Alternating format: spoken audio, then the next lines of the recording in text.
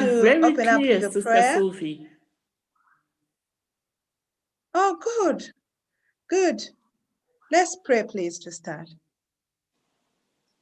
Almighty God and our Father, we just want to thank you so much, Father, for taking us thus far today. Thank you for your guidance, for your protection, for your love and your mercy and your grace. Lord, as we come together again, Lord, this afternoon, this evening, all of us are in different directions, but we are here together because we are so excited to learn a new way of cooking, a health way of cooking, oh Father.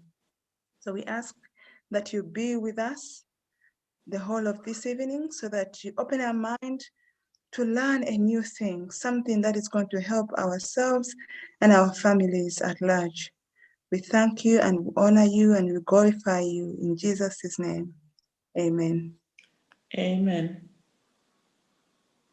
Amen.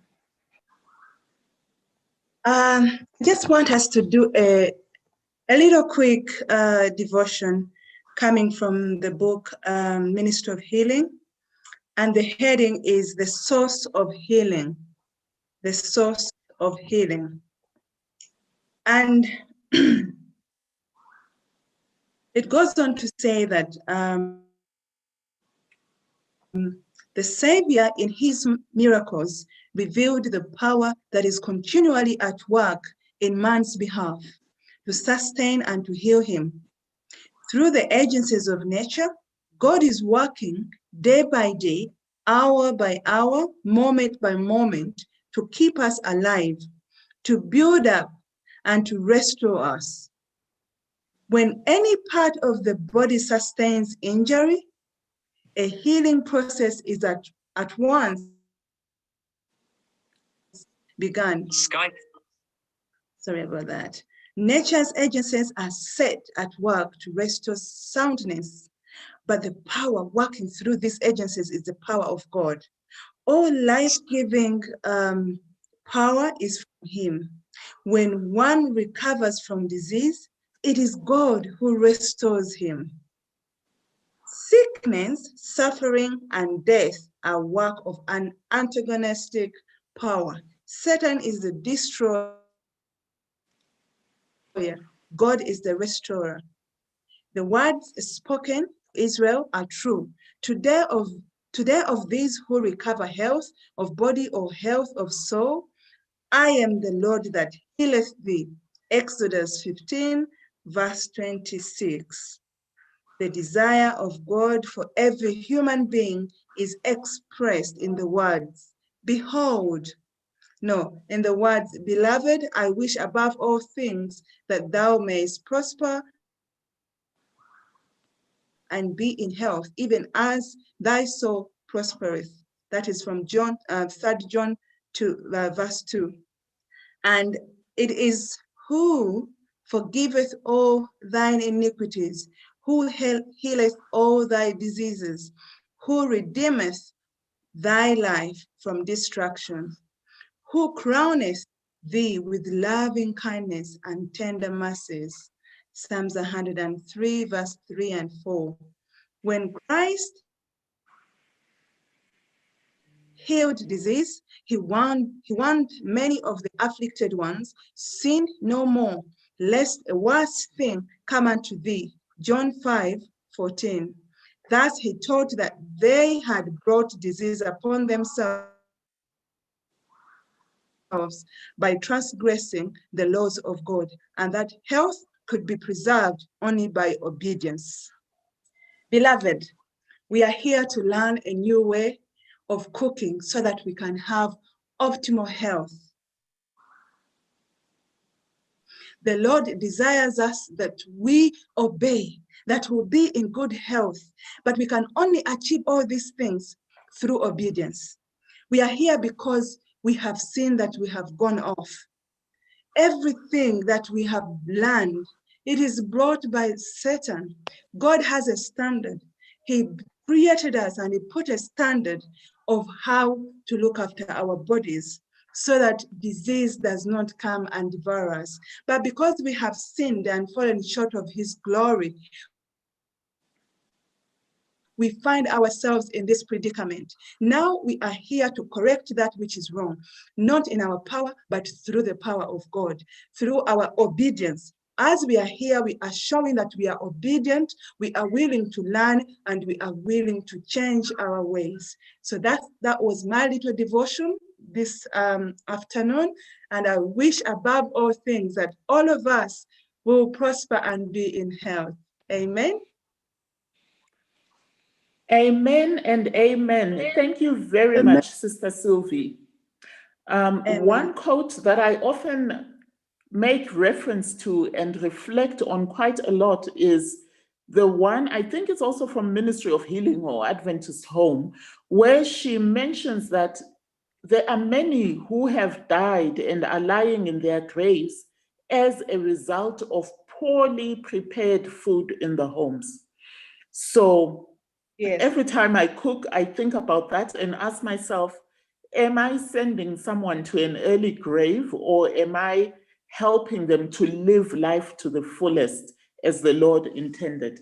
So thank you very much, Sister Sylvie.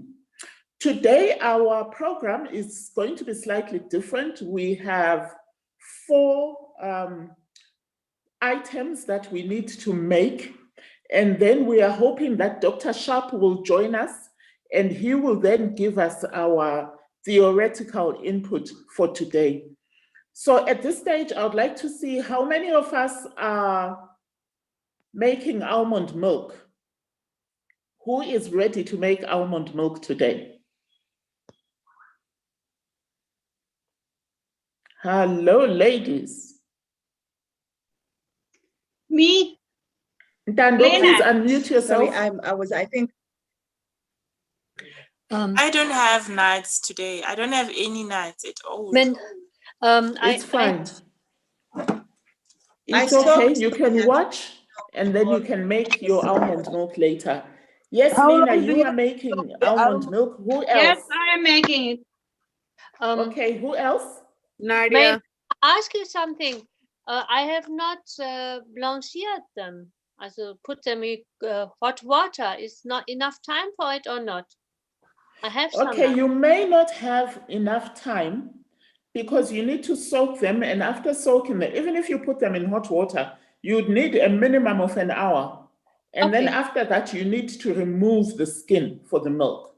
Oh, yeah. Okay. So what I suggest is you can soak them, and just follow as I talk whoever is making milk through, and then later, even after class, you can then make your own. Betty, I see your hand. Okay, so here's the thing.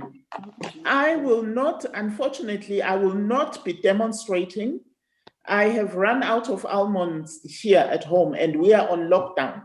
So I couldn't get any almonds. And secondly, my NutriBullet is acting acting up, although for the milk, it probably could have worked. So those of you who are making the milk, let me maybe just make a brief input and then you can go into your kitchens, get your blender out. You will need your blender. You will need 1 cup of almonds. I hope you have peeled them. Have you removed the skin already? Not yet. Oh. Okay, you need to remove the skin, and that's going to take a bit of time, Sister Nadia. Who else still needs to remove the skin from the milk, from the almond nut? I do, sorry. Okay, so maybe I'm almost finished. You're almost done. All right. Okay, I'm sorry. Can I ask that those who are preparing stuff, can we see your faces and we see what's happening in your kitchen?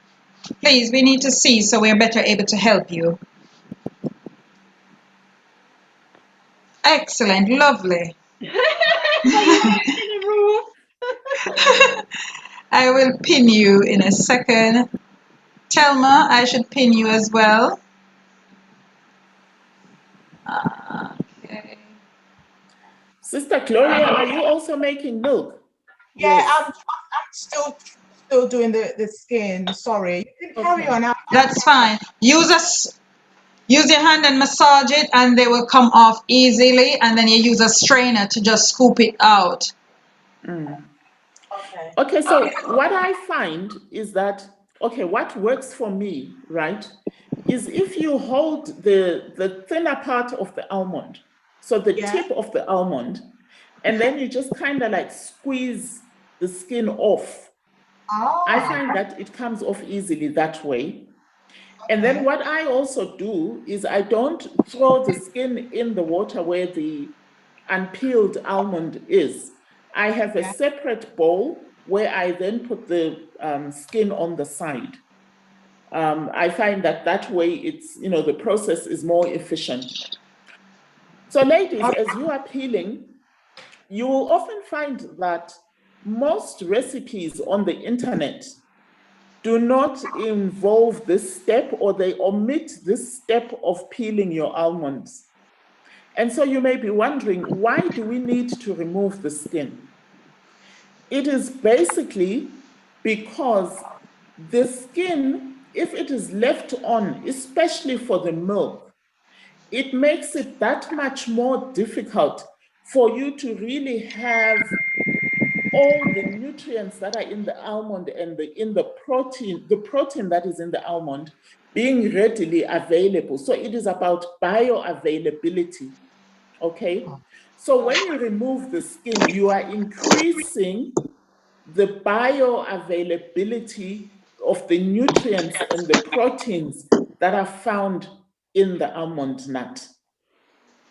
So that's the primary reason why we do that.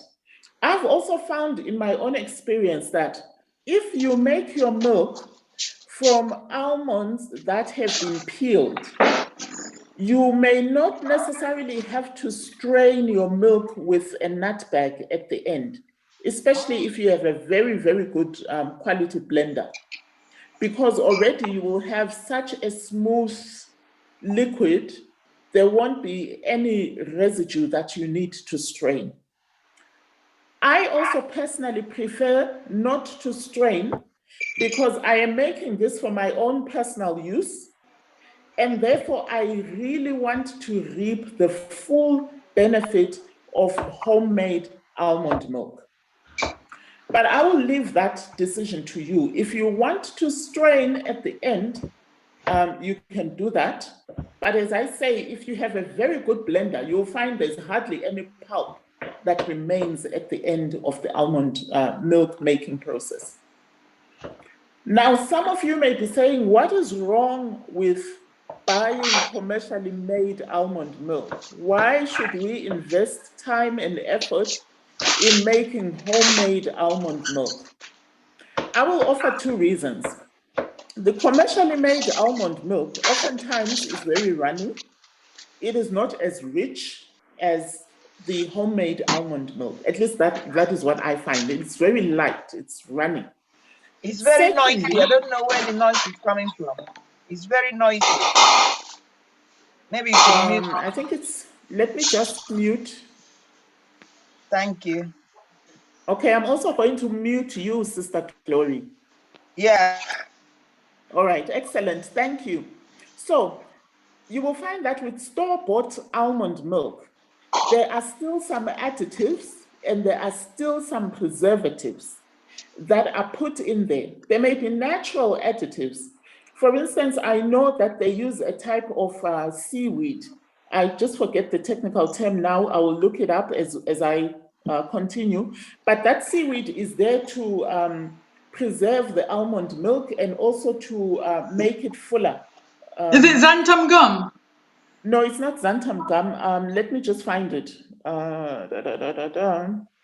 Okay, I'll find it and then I will mention it. You find that some brands of almond milk, okay, it's called Carrageenan. Carrageen. Yes. Carrageen, yeah. Yes, yes, which helps to thicken and stabilize the almond milk. But the problem with that particular additive is that it may cause inflammation. And for those who already have problems with inflammation, it may exacerbate it, especially within your gastrointestinal tract. GI tract. intestinal tract. So remember, I did say yesterday that when we first started, when I presented on a vegan diet, I said, not all vegan products that are commercially available are themselves 100% nutritious and fully healthy for our bodies. So the almond milk in this instance, because of that additive, may cause complications for some, and it may increase inflammation in your body. Secondly, I just always question that a product that is made and has a shelf life of over a year, I always find that problematic, because I ask myself, what is it that has been put in there that will enable this product to be in a carton for a whole year before it is opened and before I consume it? So it is safer, it is healthier to make your own milk. And above all, I always find that my own homemade almond milk is nice and rich and creamy. It really is a full cream nut milk. And it is my most preferred milk for cereals and for baking. Excellent. When I want to cook with a nut-based milk, my go-to milk is cashew. And then maybe I'll use coconut milk if I'm making like a Middle Eastern dish, or if I'm making, a Thai dish, then obviously I will go to coconut. But for creams, if I'm making my lentils and I want to cream them, or if I'm making mushroom, I love mushroom, by the way. If I'm making mushroom and I want to make creamed mushroom, then I make cashew cream. So that is the reason why it is important for us to invest in making our own almond milk. So ladies, how far have you gone with peeling your almond nuts? I see a lot of you are still working, so we will give you time. Now let me just share my preferred. Is it the same thing with the soy milk? Is it the same thing with the soy milk? What's the question? Is it the same thing with the soy milk? In terms of what? The peeling? Right. No. What she was saying, the thing that she said they put in the almond milk. Oh, yes. Oh, yes. It's the same thing. By the way, if you look on the commercial boxes, it's normally like 2% almond, but yet the milk is thick and rich and white. And the soy milk, it's like 6%. Very rarely you may find a milk that says 8% or 8 point something percent. And what I personally find with them is, whatever we're doing, you want to use them as the base for something. Let's say you need to make butter and you want to curdle the milk to make butter, or you want to make your own homemade yogurt. These milks, they don't work very well, or even for mayonnaise and stuff like that, they just don't work very well. They don't have enough protein in them. It's just really water that you're trying to turn into mayonnaise, water with some sort of chemical. So always in this class, when we're going to make anything, we make our own soy milk, or if you want to use white navy bean to make the milk, we will use a white navy bean. If it's almond, we make our own milk to use as a basis for all our creams, all our mayonnaise, all these things. We make our own milk first to use as a base, because you get a better quality. Your homemade butter, to do the curdling of the milk, we make our own milk. Otherwise, you don't get any curdle really from the shop-bought milks. So at home, then, on the whole, you need to try and to add to that, make your own milk.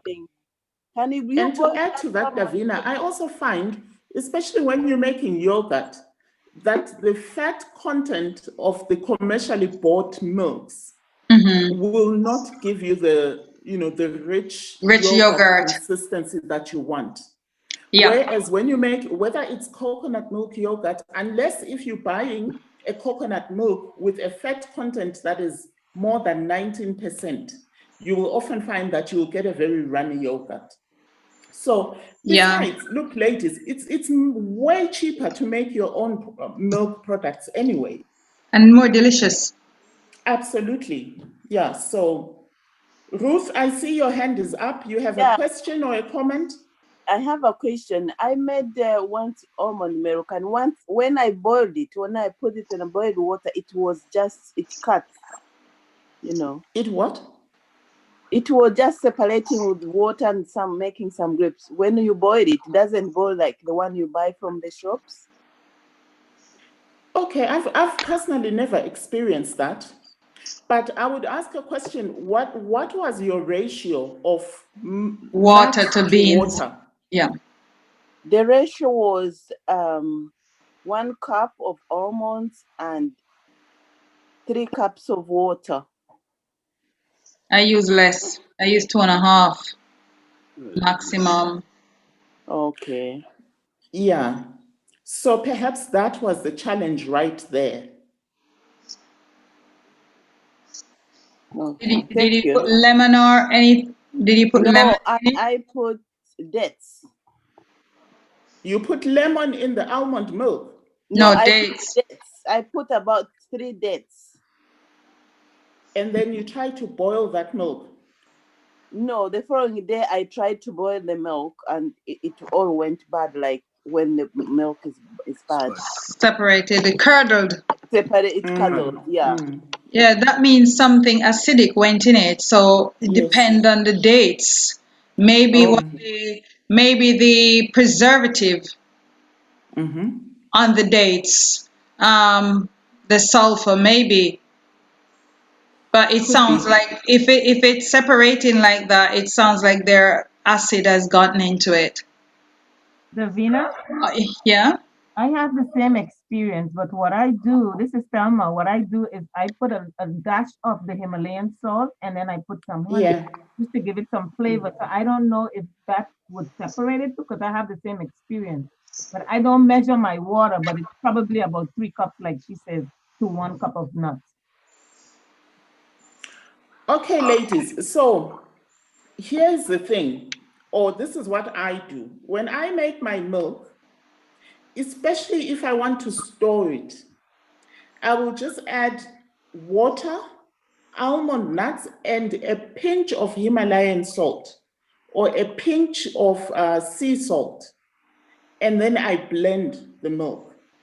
If I now want to use it, say for cereals, then I'll take that and I will then add a bit of honey and just run it again. Or if you want to use dates, you can use dates.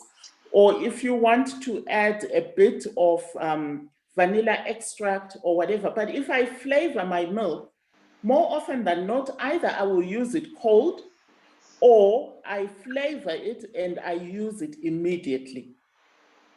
So if I'm making milk that I want to store, I want to keep it in its natural state as possible.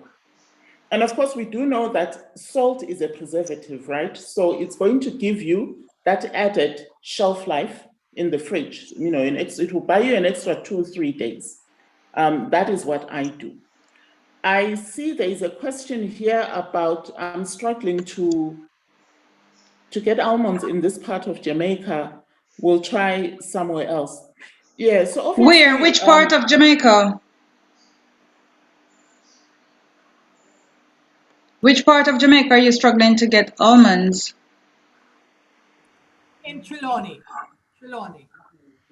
Okay. Because I get almonds easily in Spanish Town. Okay. I'll have to make a trip there once and get some stuff. Yeah, or I could get it for you and send it down. Okay. Yeah, that's another way, yeah. And what about cashew? Can I make, because I always make my almond milk in UK, but I haven't got anything here. I just had a few almonds. I ate most of it anyway. Okay, I can probably help with that as well. Okay, so ladies, once you have peeled your almond nut, I see Sister Thelma, your almond looks done there. It's in water, but it looks good. Can I see how far? Gloria, please speak up. Yeah, how many cups almond? Okay, so the recipe I'm giving you is based on 1 cup, but you can double it if you like. Also depending on the size of your blender. Okay, so we're going to work with 1 cup of almonds. Someone is saying they can't hear me. Can you all hear me? Yeah. Yes, we can. Okay. Yes, we So can. 1 cup of almond nuts. I normally do a ratio of 1 to 2. So 1 cup of almond nuts, 2 cups of water. And I'll tell you why. I did say I like my milk quite Creamy. rich and full, like a full cream milk. But also, if you make it thicker, you can always thin it or dilute it if you need to. Yes. Whereas if you make it too dilute, then you're going to run into problems when you need a milk that is richer. So for today, I'm going to ask all of us to do 1 cup almond to 2 cups of milk. So you can then double that or triple that if you have a big blender that can accommodate that much liquid. So a cup is 250 milliliters to 500 milliliters of water in your blender. And then just take a pinch of salt, just a literal pinch of whatever salt you use, Himalayan or Celtic salt or whatever sea salt you have. And then just add that in, a pinch, Sister Gloria, a pinch. Don't put too much. And then now you can blend your milk. So start running your blender until it is fully blended. Is the almond raw or boiled? The almond is raw. Okay. Yes, it is raw almond.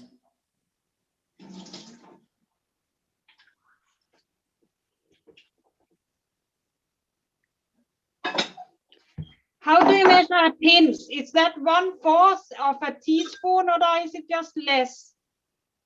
Okay, when I use a teaspoon, I use the old method way of just pinching salt literally with my thumb and my forefinger. But I would say an eighth of a teaspoon, not a quarter. Why are you watching here? Not a quarter, too much.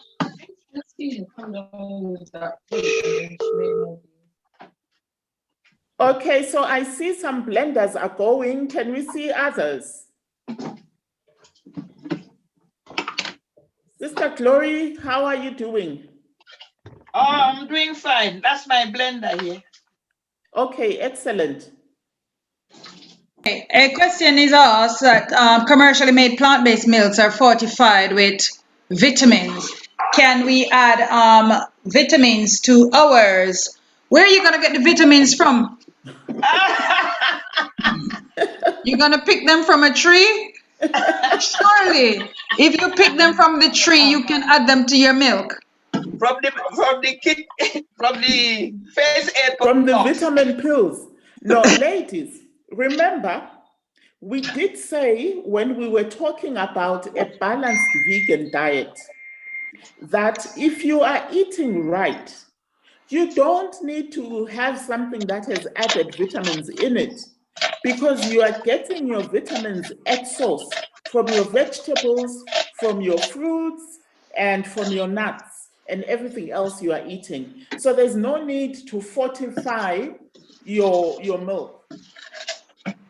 And remember, fortification often is found in those products that are sold in countries where everything, almost everything that they eat is artificially produced or is produced on farms. And guess what happens when you produce something en masse commercially? A lot of the natural value that you find in that food is removed in the manufacturing process. And so the end product really does not have the same nutritional value as something that you have made at home. So no, let's not worry about any additives and vitamins. You will get those from your fruit, from your vegetables, and from everything else that you eat.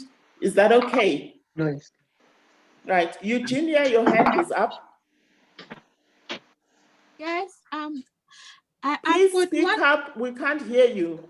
Yes, I've got 1 cup almonds that I'm just soaking. I didn't soak mine, but in the blender, how much mils of water do I put? Okay, so for 1 cup of almond, you will put 2 cups of water, which is 500 milliliters.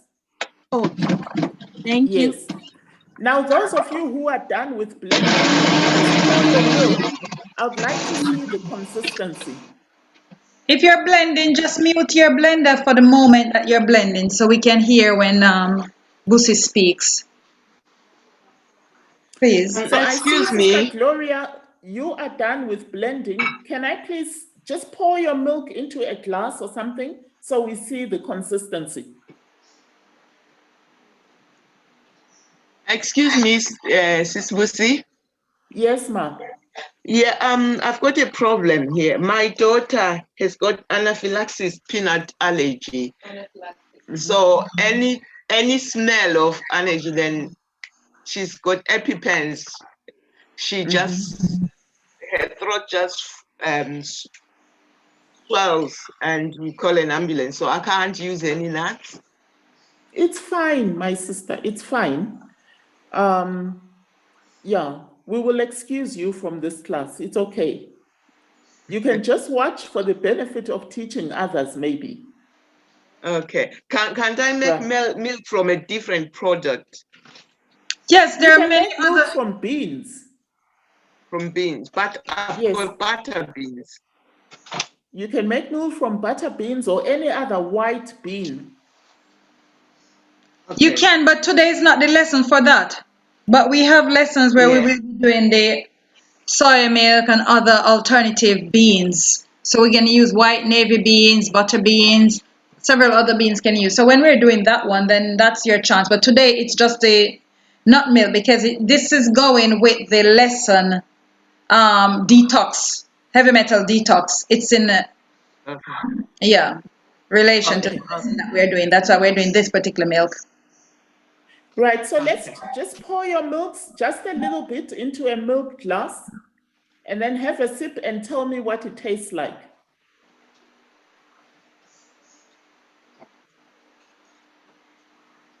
Very creamy, lovely. Good. Yes, Sister Lina? Yes, it is very nice. Excellent. Telma? May I ask something? How much water did you take? Because I was unmuted. I don't know why. I didn't have your the audio. Okay, so I said for a cup of almond nuts, you add 2 cups of water. Yeah. Mm-hmm. Yes. And then I'm blending it. Yes, and a pinch of salt, and then you blend it. Okay, I will do it. Thank you. And then I will. All right. Now, for those of you who may find that the milk is too rich, because this is like a full cream milk texture or taste. If you want to move from the full cream to something that tastes like semi-skimmed milk or skimmed milk, then all you simply do is to increase the water by maybe half a cup, and then you blend again. Up to a maximum of an additional 1 cup, no more than an additional 1 cup. And then if you want to flavor your milk, I normally blend it natural first, and then if I want to flavor it, I will then add maybe a 1/4 teaspoon of vanilla extract and blend. If you want to sweeten it, that's where you can now add, depending on the sweetness that you want, a tablespoon or 2 tablespoons of honey, and then you blend. And now you have your vanilla sweetened milk. If you want to make a milkshake, maybe a coffee milkshake or a strawberry milkshake from your milk, then you can add your powdered strawberry or your fresh strawberry and blend with the milk. For chocolate, You can use carob powder, maybe a tablespoon of carob powder, and you blend with your sweetener, and then you adjust the sweetness to your liking or to your family's liking, and voila, you've moved from a milk to a milkshake. You can also add banana to that. You can use that milk to make your overnight oats. Now you can decide how you want to utilize the milk. Let's now talk about storage. So you've made your milk. If you have a glass bottle, sterilize your glass bottle. And once you've sterilized it, pour the milk in there, tightly seal, and refrigerate. Eugenia, your hand is up. Do you have a question or you need assistance? Oh, sorry, I forgot to lower it. But It's okay. how would I sterilize the bottle? So you immerse the bottle in boiling water, and you keep it in there for a minute, 2 to a maximum 3 minutes. Okay. So the bottle and the lid. And the lid, okay. Yes. Thank you. Okay, and when you're pouring it in, make sure that you don't get like your hands or so contaminate anything. Make sure you keep everything nicely clean and sterile around you. And another way, after you've sterilized it and you put it in the bottle, how you can help to preserve your milk for a little bit longer is you cover it and then you put it in a big pot of boiling water and boil it, and it will seal tightly. Like when you buy at the shops and you have to knock the bottom to be able to open it or use a knife to prise it. That's how tight the lid will get, right? And it will give your milk a little bit more shelf life. How long? Okay, so shelf life is basically how long a product will keep before it goes bad. That's what we're talking about. How long is that? You mean what is the shelf life for milk before you open it? Right. Correct. I think it can, well, depending, but I think it can definitely last you a month to maybe 2 or 3. But once you open it, it is advisable to consume it within a week. Okay, thank you. Yeah. Yes. Any other questions, comments? Let's hear from the ladies who've made the milk. Yes, Lena. If you use the milk within 1-2 days, do you then need to sterilize the glass? That should be fine. Good, but it's always good hygiene to sterilize your containers. Oh, of course, it's good, but it's extra work. It doesn't really take that much work, Lena. If you're gonna use up the milk quickly, that should be fine. You want to sterilize if you're gonna keep it for a longer time, because if it is not sterilized and there's any bacteria or any little fungus in it or so, it will grow quickly. Okay, but that means if you sterilize it, it will keep for a week. Yes, because it means that you would have destroyed all the bacterias, or most of them at least. So your milk will live much longer. And you can keep it for a month if you cook it after it's closed. Yes. Yeah. Before you use it, then it's not raw anymore. Well, that's fine then. Use it as it is. I mean, we're teaching you how to make it. You're not going to the shop, so you can make it as often as you want. Yeah. Yeah. Can I add to Boosie's presentation? You can now turn this milk into cream, and we will be doing a lesson on creams, but you can turn this milk into cream now by, as it is there in the blender, into single cream. By now, while it is running on the blender, you have it on go. Then you slowly pour olive oil in it while it is being mixed, and it will start getting thicker and thicker.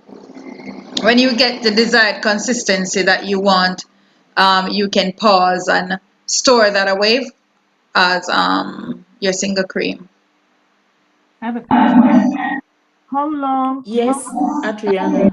How long do we put it in the in the hot water in order to preserve it for like a month? You want to keep it in the boiling water maybe 20-30 minutes. Okay, thank you. Mm-hmm. Any other comments, questions? Who else made the milk? Please share with us. You've tasted the milk. Yes, Sister Angela. I have done it and it tastes nice and it is very white. In 2 minutes, I will show it to you because then I have put it into the bottle. I have just to sterilize the bottle. Okay. That's fine. Hello. I'll show you mine in a minute, but I was wondering, you said you can keep it in water for like 20 to a half an hour. Is that true? How do you keep it in boiling water, the glass in boiling water? Is it not going to burn or like? No, it's not going to burn. You keep it in a pot, a big pot of water. It's not going to burn. Is it going to be on the stove or just after boiling, then you put down? You're going to Sorry? You're going to have a big pot of water on the fire, like a stock pot type pot, hot water with flames going underneath it. Then you put this bottle, as long as it is securely closed, you put a bottle in it and you boil it, and it will be fine. It's not going to break. It's not going to pop open because too much heat is on the bottle. It will be fine. Okay. For half an hour, you say, for 20 to half an hour, you say? Yeah. Mm-hmm. Okay. Will the milk last up to a month to 3 months with additives like strawberries or chocolate, or if you add any of those additives in there? I wouldn't recommend that. Okay. Add your strawberries, your carob when you actually want to use the milk. Got it. Okay, great. Yeah. Yeah, I wouldn't make my milkshake and then keep it for 3 months. I advise against that. Thank you. Okay. Yes. Just to remember as well, I mean, you may not know, but just to say to everyone that fruits and vegetables are highly perishable. They do deteriorate, and that is how it is supposed to be, because that is a natural occurrence, right? It dies naturally. So you shouldn't want to be keeping it for 2 or 3 months, because obviously you're going to be losing a whole lot of nutrients from it. And possibilities are as well, you may even get some rotten food. Contamination, yes. Yeah. Lavina. Yes, Sandra. How many teaspoons of olive oil do you put in it, or tablespoon? It would be more than teaspoon or tablespoon. So I would start out with a 1/4 cup to 3/4 cups of olive oil and slowly pour while it is blending. Okay. Yeah, because remember, cream now, when you're talking about single cream, double cream, you're talking about a lot of fat. Yeah. Right? So the more fat you put, the heavier your cream will become. Yeah. Okay. Okay, ladies, so do we have any more questions, comments about almond milk? I have one. Okay, one person at a time, Angela, and then Sister Glory. How long do you blend it? Sorry? How long do you blend the almonds with the water? You blend it until it's done. Okay, thank you. Because it depends on the blender and the speed of your blender. So some blenders will take longer than others. Okay, I wonder if Dr. Schwartz is here as yet. I'm just checking. Sister Glory and then Nadia. Yeah, I was not receiving any sound, so I left the Zoom and came back. So I've lost whatever you were saying. But this is my milk. This is And how does Nadia, it taste? okay, let me pin you to the screen, Nadia. No, this is Glory. Sorry. Yeah, I said I didn't get any sound, so I had to leave. So I don't know where we are, but I've done my milk. You can see it here. Have you tasted it? Yeah, it's lovely, very creamy, and the salt is very okay, not too much. So and the salt gives it a nice flavor, actually. Yes. And remember, you are just salting to 1 as a natural preservative, 2 I just find that salt gives it that stability. Yeah. I don't know how to describe it. It It helps. stabilizes you. Yeah, it does help as a stabilizer. And the oil will also help as a stabilizer. Yeah.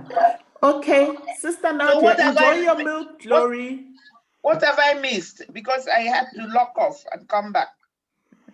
You haven't missed anything more than to turn oh, remember we have the video you can replay, but Lucy basically just told you that you could add some strawberry to make strawberry milk, or you could add some coffee alternative or some carob to make chocolate milk. And I said you could add 1/4 to 3/4 cups of oil to it while it is on the blender going. You slowly add it to it and you can turn it into single cream. Angela. Okay, so Nadia was next, and then we'll come to Angela. Okay. I don't know if you can see it. I'm trying to do this. Yeah, we can see it well. We can see it very good. Yeah, that looks good. It looks very creamy. Thank you. I just, if you could go over making the creamy part for me, because I was struggling. You want to try it? Yeah, I want to just do it right away. Okay, so get about a cup of maybe, what oil have you got? You're on mute. Sorry, I'm so used to going on mute. I have olive oil. I'll use the olive oil. Okay, all right, you use olive oil. Angela, Boosie would like to see your milk.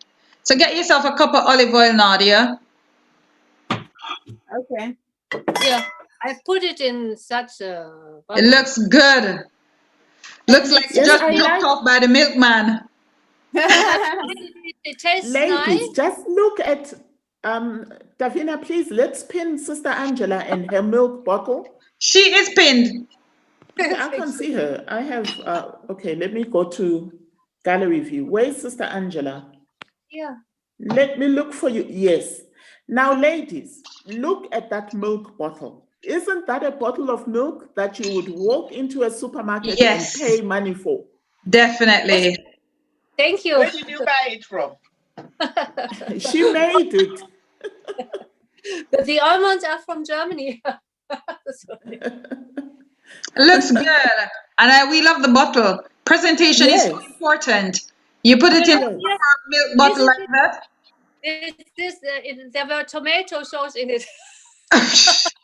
All right, take the tomato sauce label off. I will do it. Put it in some hot water and get it off. Tendai, hand is raised, Boosie. Yes, okay. Tendai, please come in and speak to us. Okay, I was going to say I'm going to make milk from sunflower seeds because I have somebody in the family who's intolerant to nuts. Oh, yes. Okay. That's fine. No, that's excellent. That's perfect. Yeah. Because I soaked my sunflower seeds, they're ready. I'm just going to blend them with dates. Do I really need to sweeten it in a lot, or is just... Okay, so Tendai, here is what I would advise. Blend your milk first and then add your dates. Okay. So I always prefer to start with 100% natural and then have additives added to the milk. And soak the dates first that you're going to use. Yeah, I do soak them usually. Okay. Yeah. Okay, thanks. So you sound like you make this milk all the time, Tendai. I've been vegan since I was 5. Oh, wow. So, yeah, my mom used to make different types of milk. So my son is the one who's intolerant to nuts. So I'm going to make 2 dishes, one with almond milk and the other one with sunflower milk. Okay. Yeah. Okay, fantastic. Almond milk is the shop one. I just didn't have time to start it from scratch. Okay. No, it's fine. Whenever you get time, you can make your homemade one. Okay, and you see, ladies, you can start making these milks for your friends who are vegan or who are vegetarian or families where there are kids who are lactose intolerant. Buy your bottles. You can even buy your PET bottles to begin with. sterilize them well, make the milk, package it, and sell it. The same with the cream. The cream, exactly. I was about to say that, yeah. Yeah. And what you can do as well, you're here at this course, you're going to have a whole host of recipes when you're finished, if you do the complete course. When you supply the milk, put a couple of recipes. You know, even just one A4 sheet with about 3 or 4 recipes that milk can be used for. That is smart, because what that does from a production point of view is that this person is no longer just buying the milk to drink or to put in their cereal. They are now buying it for baking. They are now buying it for making like curries, Indian curries, or whatever. So it means you are increasing your sales per customer, right? Because now they'll need the milk for their cereal, they'll need the milk for drinking, and they'll also need it for whatever recipe they're trying to make. Okay? Yeah, exactly. And the other thing as well, when if you know anyone with like gut disorders, diseases, let them know that the plant-based milk, because it has so much hormones, I mean not the plant-based milk, the cow's milk, the animal milk, because it has so much hormones in it, and pesticides and stuff like that. I mean antibiotics, not pesticide, but antibiotics and hormones in the animal milk. This is aggravating whatever disease they have more, and this is the reason why they need to change. And plant-based milk is not as bad or weird as they think. Here it is, and try it in these recipes. And actually, Davina, you want to give them a reason why they need to change that will make sense to them. They have chronic sinusitis, arthritis, cancer, whatever disease it is they have, just headache, migraines, it's milk is behind it and dairy products are behind it. So you just let them know, just give them a little snippet into what the causes of disease and some of these things, and allergies. Give them some milk. And actually, dairy is said to be even more harmful than meat eating. So you get a lot of vegans, I mean vegetarians, who say, I don't eat meat, I haven't eaten meat for the past 20 years. But as long as they're still eating cow dairy or animal dairy products, they are actually continuing along the same road that they were on before they stopped eating meat. So let us really help our friends who are vegetarian and enlighten them on the harmful effects of dairy products, and then offer them an alternative. I mean, look, what harm is there in you buying a 500 gram pack of almond nuts, which will give you a full liter of almond milk or slightly more, and then just give that to your vegetarian friend or to someone who eats meat but complains of sinuses, complains of arthritis, and say to them, just try this milk for a week and tell me whether your symptoms will persist. And so that's another way that you can, help enlighten your friends and family. Any more questions or comments before we move on to the next item on our agenda? I have one. I'm going to explain to us about the making it creamy with oil. It's in the chat. I have posted it in the chat. So if you want to give that a try, you've got it there. What you do while the blender is still going and you've got the milk in it, and you don't have to use your whole milk that you've got there to turn into cream. You could just use a cup of it just to test this, right? Get about a half to a cup of oil. You could use olive oil, which is quite a heavy oil, which is good, or you could use the oil which doesn't have such a strong flavor. It's up to you to choose the oil. Use the oil that you have with, and what you do while blender is going, that pouring hole on the top of the blender. Right, you just slowly pour your oil in it through that hole while it is mixing, and just keep mixing until it emulsifies and comes together nicely. You will see it looking heavier and thicker, and yes, that is your cream that can be used for in dishes where cream is a base ingredient. May I ask you something? Did you also write the sterilization method, or did you share it on the chat? No, I didn't, but we can put the sterilization there. Thank you. And perhaps Okay, these Ntando, ideas your is hand is appropriate. up. I wanted to find out if we use the same amount of water for sunflower seeds as the almond milk. Yes. Thank you. Okay, any other questions, comments, feedback? Hello? Yes. Hello? Yes, we can hear you. All right. How much of the almonds do you need, the raw almonds, to put in a blender? Okay, so I would say, depending on the size of your blender, 1 cup to 2 cups of water. If you have a big blender and you want to make a bigger batch of milk, then you can do 2 cups and 4 cups of water. But the recipe that we are using is a ratio of 1 to 2. Right. So while you're making the milk, it's just 1 cup of nuts to 2 cups of water. Yes. And then if I wanted to go on to make the cream, I would then add another cup. 1 cup of oil slowly. Yes. Mm-hmm. And keep blending.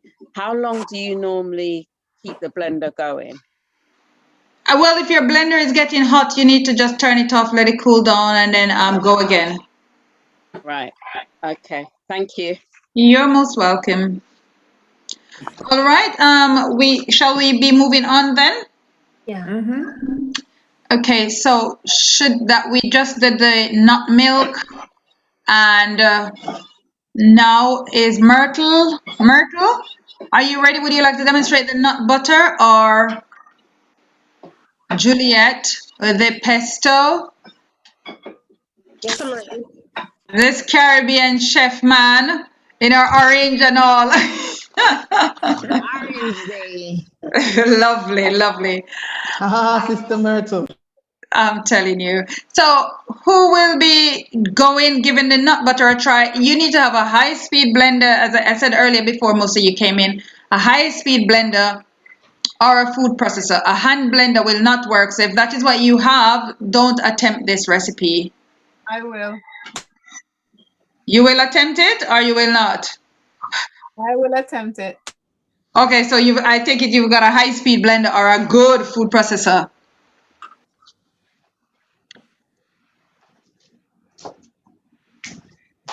Myrtle, you are so tiny. We can see you, but it's like we're in the plane. That's better, but the lighting is too much. Yes, we can now see the nuts. Excellent. We can even see a little bit better. All right. I like your outfit. Thank you. Myrtle. Mm-hmm. Yeah, it's beautiful. It's pretty. Very. Black History Month. Yes. All right, let me hear who's going to try this. Let me see a raise of hands for those who are going to try the nut butter. This is a good one for you to try if you have never done it before, because it's easier said than done. I'll give it a go. So Lena is going to give it a go. Anyone else, just raise your hand so I can see, because sometimes when we speak, I can't figure out who spoke.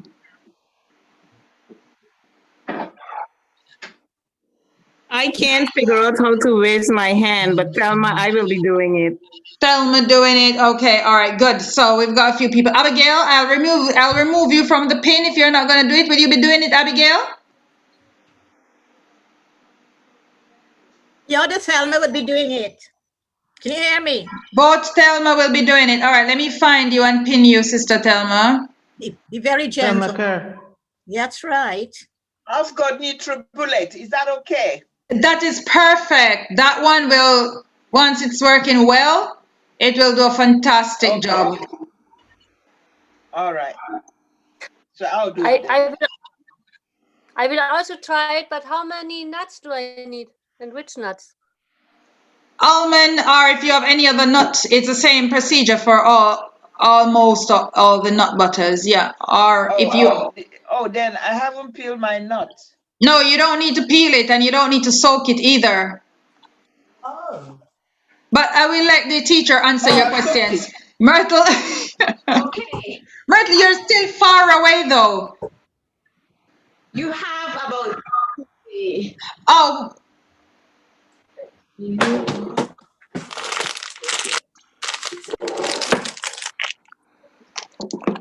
Yeah, that's okay. All right.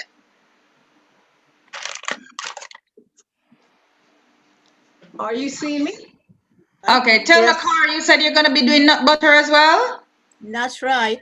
All right, so I've pinned you to the screen. Mary, are you doing the nut butter as well? Yeah, oh, excellent. All right, you're fine there. Mind you, Devine, I've got a ninja. I don't have a NutriBullet. I've got a ninja. Don't know what. I think that can work. Give it a try, and then I'll do a small amount. I'll do a small amount. Yeah. Yeah. I have a ninja too. I'm just trying it out. So you and I sis will see what it's made of. All right, wonderful. I'm not doing it now though. Oh. I'm only pinning you to the screen if you are doing it now. If you're not doing it now, then you don't need to be on the screen. No problem. No problem. So you need 2 cups. I'm doing it now, Gloria. All right, Gloria, you are pinned, but we would like to see your work surface. So those who are doing it, we would like to see your work surface. So if you just position your cameras properly. Yeah, that's good, Gloria. That's good. I don't know how am I gonna do it because my We've got Angela as well. Angela? Yeah. Angeles. Yeah, Angela is pinned already. Okay. Yes. Thank you. I will try it. Wait a moment, please. Is it also okay with cashews? Because it can work. Cashew butter, it can work. They're upstairs. That's fine. You can use other nuts. Or sunflower seed. Or even sesame seeds if you've got enough. Is it okay with a blend? I love blends. That's fine. Blends of butter. Blends of nut butter. Mixed nut butter. All right. I believe Myrtle can go ahead and start. Okay. Davina, I'm making it, please. Can you put me on Beto, there? Hi. I was saying that I've soaked the almond, and Divina said you should answer it. Answer the question. For the almond butter, you do not need to soak the almonds. It's gonna be roasted or raw. Okay, I'm gonna roast it now then. Yeah, you can still do. Finish it in time because you need to roast it at 350 degrees for 10 to 15 minutes and then cool to room temperature. Or raw. Okay. If you're doing it raw, then you're gonna add a little bit of oil to help with the process. In a pan? Who have not roasted your nuts yet, roasting it now, you won't be able to finish in time because you'll have to roast it for at least 10 to 15 minutes and then let it cool to room temperature before you blend it. Okay, so we need the roasted ones, not raw. Or raw. If you're doing the raw, then you need about 3 tablespoons of an oil to go along with it. Okay, no problem. Olive oil? Oil of your choice. Or Davina, you have any suggestions? I always say, like, if you have peanut oil or any other nut oil, it would be nice to go with the nut butter. But if you don't, just use the oil that you have. That's probably lightest. May I use the flax oil? As I say, any oil that you have that you want to use, you could use. Okay. Yeah. If you haven't got any nut oil, nut or seed oil would be best. You only need like 3 tablespoons. Vanilla. 3 tablespoons of the oil. Not too much oil, just about 3 tablespoons. Okay? In the food pot. Now, You're gonna use powerful blender or powerful food processor. If it's not powerful, it's not gonna work. You're gonna have nuts left back in your blender. Today I'm going to use the Vitamix. Now the Vitamix comes with 2 containers. There's a regular container and then there's a container for dry ingredients. I'm gonna put mine in the dry ingredients since we're starting off with the dry nuts, even though they're roasted.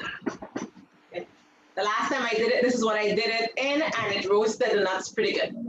Now, if you have a big container, you have to put enough nuts so that the plunger that you have for the Vitamix can reach down to the nuts, okay?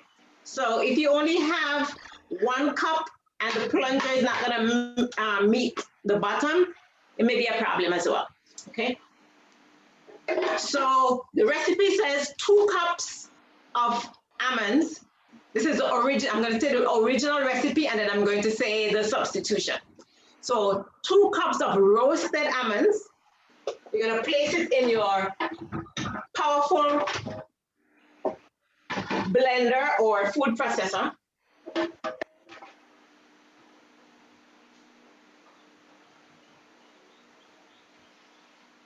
So you take 2 cups at the same time in the blender?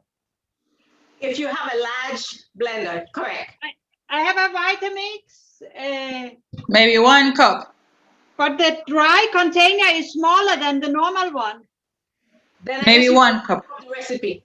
Do 1 cup. Yes. Of course, there's room in there, but I'm just wondering if it will be able to mix. Let's hold it up. Let us see. Do you see it? Yeah, that is room enough for 2 cups. It looks like, at least. The 2 cups look like you can fit in there. They can fit 4 cups in there. Yeah, man, you're good. Put the 2 cups in. Then I put 2 cups in. Yes. Put the 2 cups in. Thank you.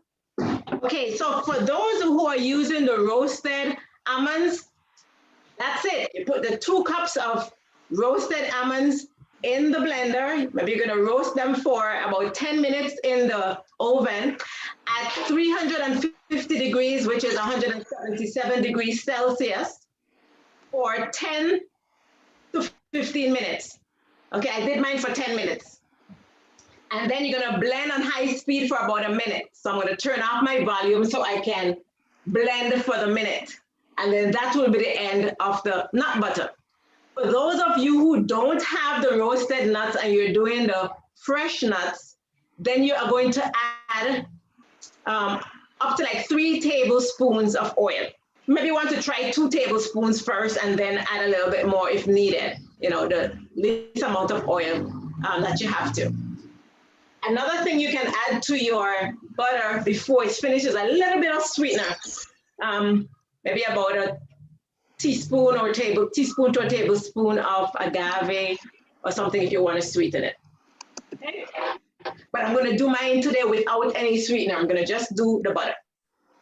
I'm going to step up so I can close off the noise. Sorry, could you just repeat that again for the unroasted nuts? So I've got some unroasted almonds in the husk. Okay, so 2 cups. 2 cups. 2 cups. If you want to do half, then be 1 cup.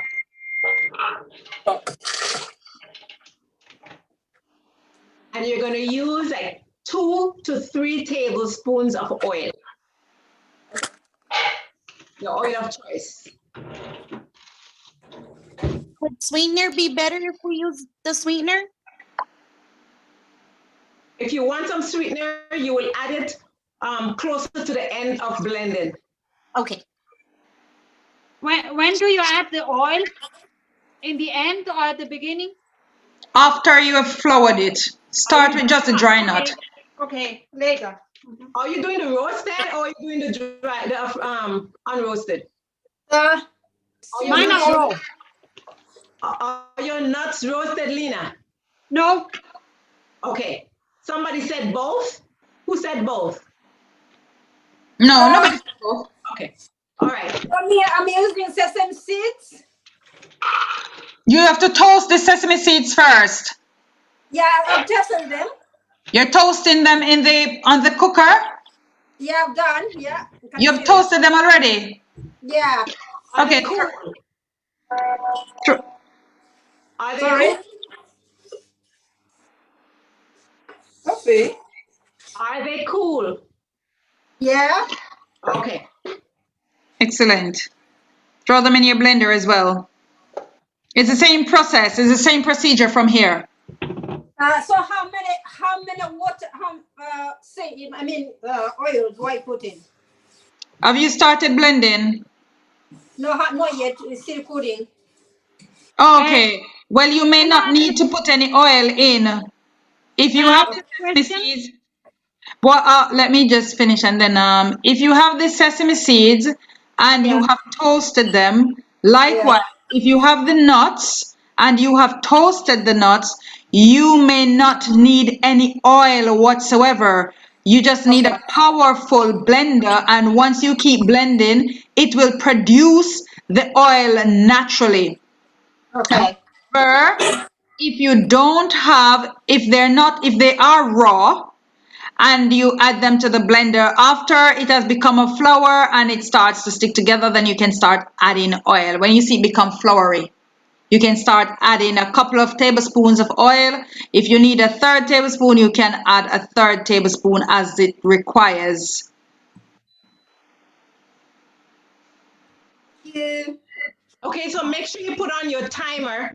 Put on your timer and blend. Take your volume off, put on your timer and blend for a minute.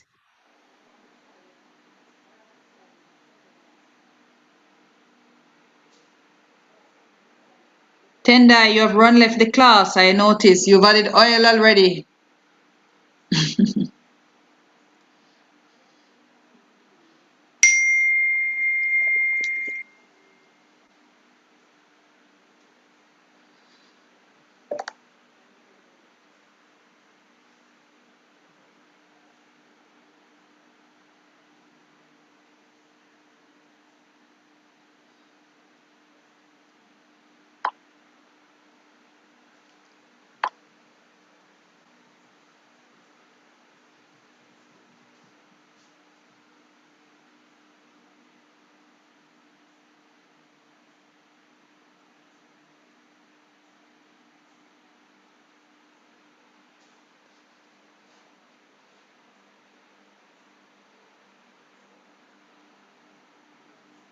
For those who are not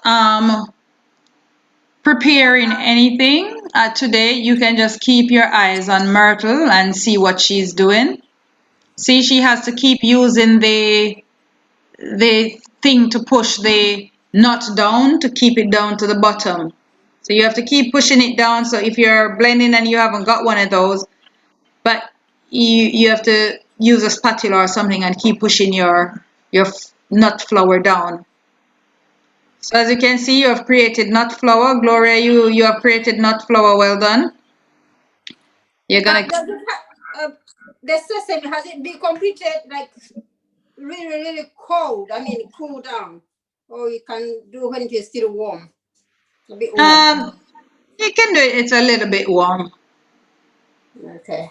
That's fine. Yeah. Thank you. Davina, do I add the oil now? Is it raw nuts that you have? Yeah, I got raw nuts. Okay, so we'll wait for the teacher to tell you when to add the oil. Teacher, you blended for a minute already, Glory? Yeah, I did a minute, Gloria.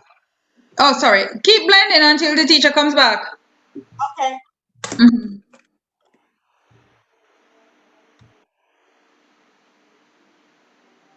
The teacher will have to give us a sign because we can't hear her. Okay. You will hear her now. Okay, I'm back. Can I ask a question? Let the teacher go ahead first. Let the teacher go ahead with what she was gonna say. Okay, now so is your almond or whatever nut you're using, is it soft? Does it look like a butter? No, most of them look like flour. Okay, now we're gonna look at if you look at the bottom of your blender, mm-hmm. You may see like the difference in the color. Can you see the difference? No. It's the lighting is not that. Yeah, we could see better from there where you were just at. Okay. Yeah. So if you look, you'll see like the butter coming in at the bottom. Mm-hmm. Now get a spatula and push down all of the other pieces of almond that may have splattered around, so you can get enough to force the butter up and the unblended stuff to go down. Okay, so I'm going to blend for a little bit more, but I'm going to use a spatula. What about those who have flour? Theirs is in form of flour. Which means they still have to keep pushing it down until it forms butter. Which means the blender isn't powerful enough. Well, just keep blending, Gloria. When do I put the oil? I haven't put the oil in yet. Is it all ground in? Yes, it is flour. Yeah. Then you can add the oil and blend again. Okay. Can I use wheat germ oil? Would the taste be good?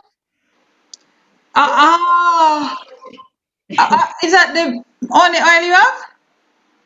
I have wheat germ oil. I have sesame seed oil. I have olive oil. Sesame seed. Sesame seed. Mm-hmm. Okay. What nut are you using? Almond?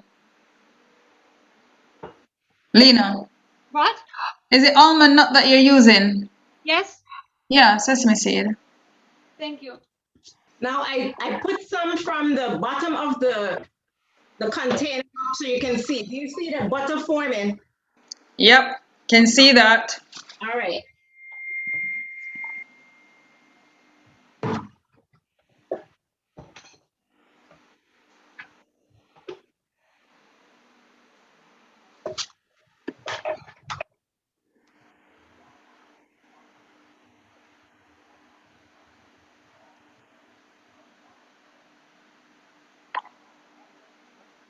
Actually taking the butter up from the bottom and putting the rest that's powdered down so we can get it to mix good.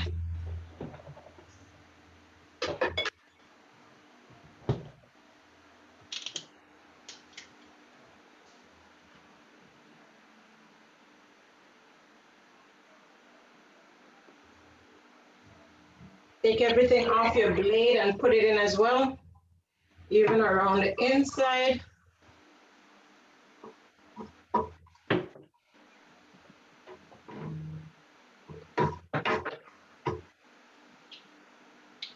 Now, because of the size of this blender, if I had 4 cups of almonds instead of 2, it would have been easier to get it down to form the butter because the container is so big. But since it's only one person is gonna need the almond butter, I didn't want to do that. No, but you could always post some of the almond butter to Jamaica. All set now.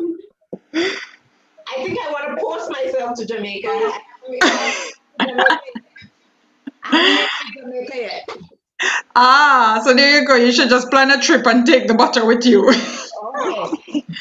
All right, so we're going to go and pulse again for about maybe 30 seconds or less. I'm going to turn this. Some still have flour. Mary still have flour texture. Mary, you still have flour texture. Yes, ma'am. Indication of flour means that your blender isn't powerful enough. Yeah. Did you add the oil? Yes, I did. Yeah, that means a bit more, maybe. Yeah. You don't want to put too much. You don't want to put too much oil because you then. Okay. I'll just keep. Do you have a smaller magic bullet or a ninja bullet or something? Do you have this is the big jug for the Vitamix, and the small one is the dry. Is the dry? Okay, so put it in the dry one. I'm doing mine in the dry container. Okay, here we go. I'll put it in the dry. All right. This is what I'm forming. I don't know if this looks good. Who's speaking? Adriana.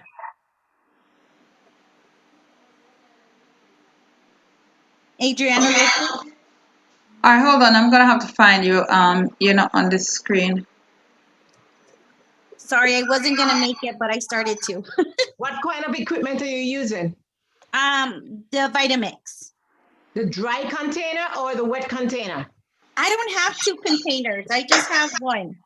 Okay, what does the blades look like inside of the container? Are they all sharp or are they sharp and blunt? There's one's like up and one's down. Yeah, they're like up and down. Are they sharp? Are they all pointed or some of them are? They're all Okay, pointy. Okay, so that's the wet container. Okay. I'm using the dry container makes flowers, and if you mix the flour. Mine means flour. It's not changing to right. This is what it looks like. When I look at mine, it means the flour. You got after the flour then becomes the butter, so you have to keep on churning. You have to keep on blending it. Okay. Thank you, Karen. Wow. That looks good, Angela. Hello? Hello, who's talking? Lorna. All right, hold on, Lorna. Let me find you on the screen as well. Okay. I made a mistake. I put the I oil think and I've got once in it. flour. Mine looks done. It's not done until you start seeing oil start to form. Okay, so when I have the flour like this, do I need to put oil in it? Because I just use the Raw. Yeah, the raw almond. And if it is still in flour form, then yes, you add about 2 tablespoons of oil and then you keep blending. And if you need to add another tablespoon, you can add, but just keep blending until it starts becoming soft.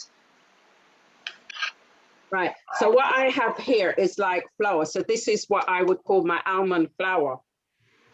Correct? Yes, yes, even though I can't see it, but Oh, right. Okay. I still haven't found you, but I'm just talking. All right.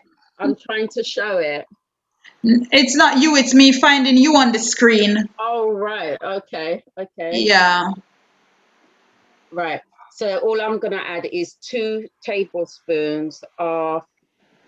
And I also add oil because it's not just means flour, really. It's not changing to anything else. Yes, add your oil if it's not changing from flour. If you use the raw nut. Yes. No, So for is me, it I any oil? use sesame seeds, and I've been blending, and my blender is high speed, but it's not changing to just remains flour, really. Just to let you know that it does take some time to make the butter. Yeah, it does take some time. Right, so I just leave it. So a high-speed blender, like the Vitamix there, should take about 20 minutes. Others can take even longer, and the Vitamix is powerful. Okay. Yeah, a bullet should go really fast if you have a bullet.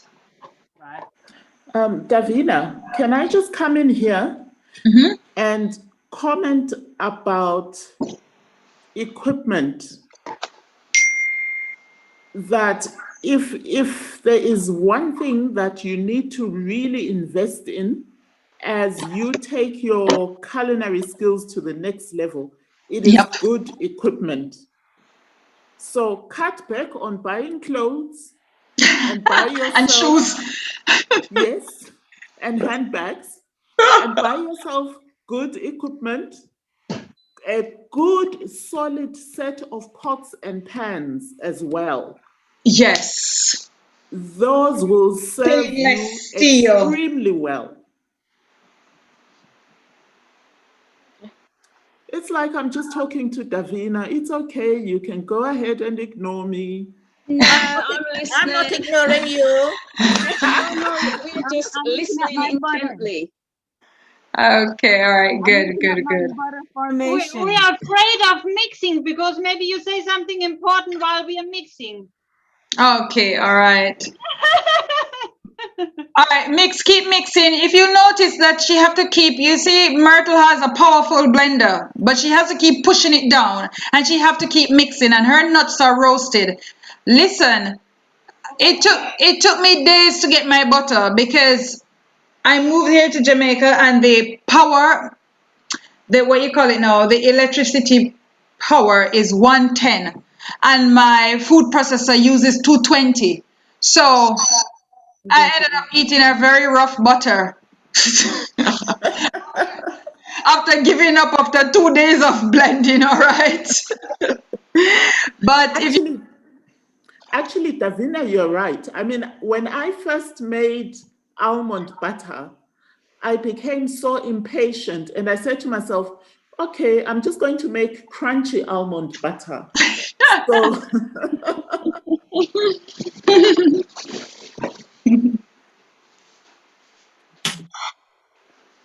Do you want to see mine? Yes, please. Okay. Here's my as I said, my movement to my kitchen is not how I want that's it to looking be. good. But I have a Vitamix. I have so many things. You But saw that, Myrtle? This is a Vitamix dry one. So I got it in about 10 minutes. But So wonderful. I still need to blend it some more. So. That looks crunchy almond.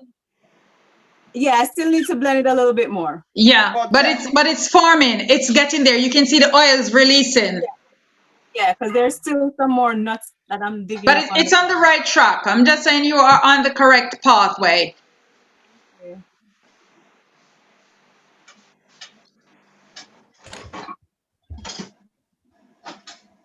This is how far I've gone now. Who's talking? Look here, I got a present at the end of this year, and have been waiting for it for at least 20 years. What is that? Let me find you, Ruth. Thermomix. Thermomix. All right, Ruth, what are you saying? I can see you. I can see your husband. This is how far I'm going now. Okay, you're getting there as well. You see that, Myrtle? Yeah. Sister Myrtle? Sister Myrtle not even hearing us. But that is on the right pathway, Ruth. Carry on. Okay. Did you use roasted nuts or did you use the raw one? The raw one. Okay, so you've added oil to it. But that's good. It's getting there. Keep blending. Wow. You can add another teaspoon if you need to. Okay. Okay, teacher is here to give us another show, another update. Now can you see? Oh, am I too close? Can you see that? Yes, bring it out a little bit. Yeah, yeah. Bring it closer a bit. That's good. That's good. That's good. That's good. Yeah. Now, for those of you who roasted it, and maybe you didn't roast it enough, you can also put a little bit of oil in there to try to bring in the consistency. Yeah. Are you allowed to mix the nuts? Yes, you can use mixed nuts. That's fine. You can use mixed nuts. Okay. To make your butter. It's not turning. It's not blending well because it's not. The blender is too big for whatever it is. So. Ah. I didn't have enough. The bigger the blender, the more you need to add. Yeah. So I'm going to add cashew nuts with sesame nuts. So hopefully it comes out. I don't know how it's going to look like. But yeah, we are. That's who's speaking? That's Glory. That's Betty. Betty, what's the problem? What's happening? I think the reason why it is not turning to oil or butter, whatever you call it, is because I don't have enough sesame. So if you can see my blender, look how big it is, and look how much is there. So I keep blending, but just stand flour. Who talking? It's Betty. Betty. Hold on, Betty. Let me see if I can see you. Is that a Vitamix? Oh, you can see her, Myrtle? Okay, then carry on talking. Is that So a I'm vitamin? saying I'm using sesame seeds. Yeah. Is that a But it vitamin? seems, yeah, but it seems there are 2 liters for my blender because the blender is too big. So now I toasted more cashew nuts and I'm going to add and see how it goes. Is that okay? Okay. Do you have a? Is that a Vitamix? Sorry? Is that a Vitamix? Oh, whatever you call it, it's a big blender. I can't remember in the name, but yeah. Do you have a plunger? Do you have a plunger for the mixer? Sorry? That's what I was asking. Do you have a plunger for the mixer? Yes, I do. You do? So you can get to push the nuts down? Yeah. Is the plunger reaching the base of the machine? Yes. Okay. She has a vitamin. She don't even know what she means. I heard that. Okay. While you're blending, you need to make sure that the plunger is in so you can push the nuts down. And if it's still turning from flour, add some oil. Okay. Thank you. You're welcome.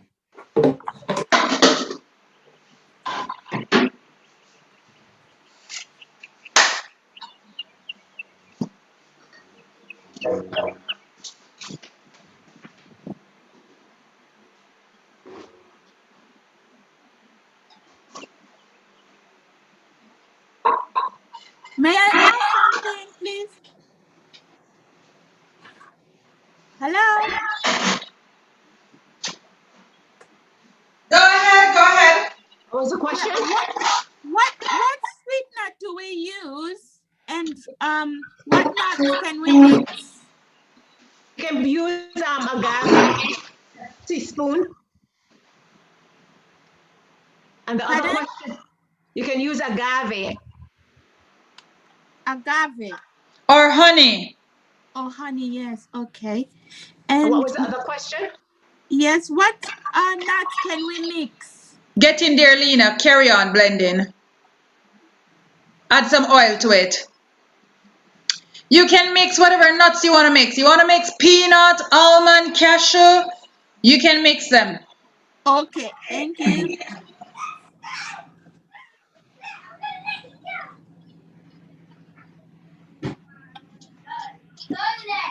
Ruth, you've got your hand up for a while. We can see your mouth moving, but we can't hear you.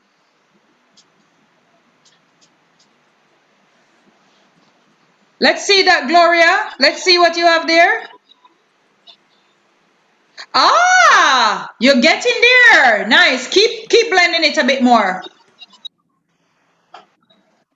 Gloria is looking good. You finish your video. Mary, let's see what you've got. Ruth, if you want to say something, your microphone is muted.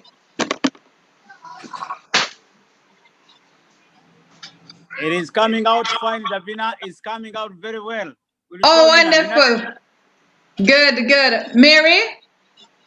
Yes. Okay, keep blending. You can add a spoon of oil to that and keep blending.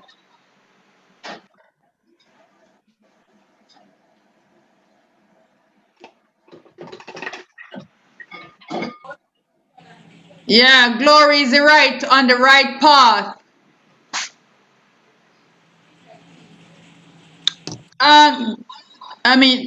Gloria, let me see what you've got there. Me? Mm-hmm. I am not doing anymore. I was roasting it. I know I stopped mine. You stopped it? Yeah, I was just roasting it now, but I will do it later. All right, no problem. Yeah, I'm watching. I'll do it later. Okay, all right, no problem. Thank you. Mm-hmm.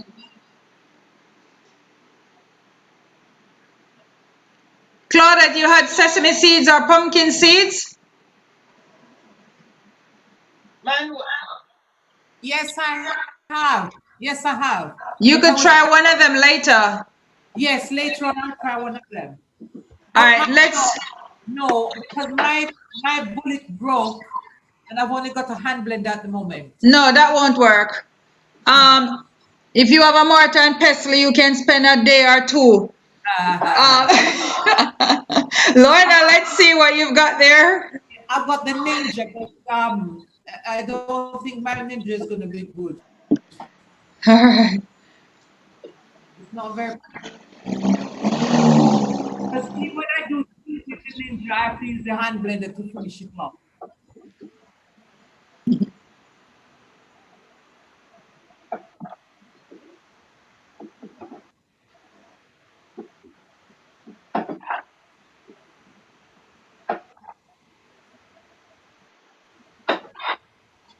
Lavina? It's becoming more light now. Excellent. Yeah, let's see it. It should get nice and like slightly runny consistency. Like a paste.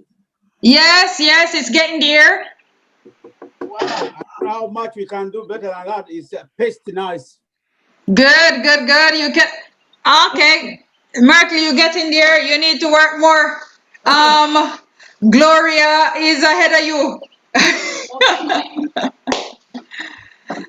Yelena, you need to work some more on that, but it's getting there. It needs to. Gloria, show your consistency, Gloria. Look at Gloria. Is that the tahini one, Gloria?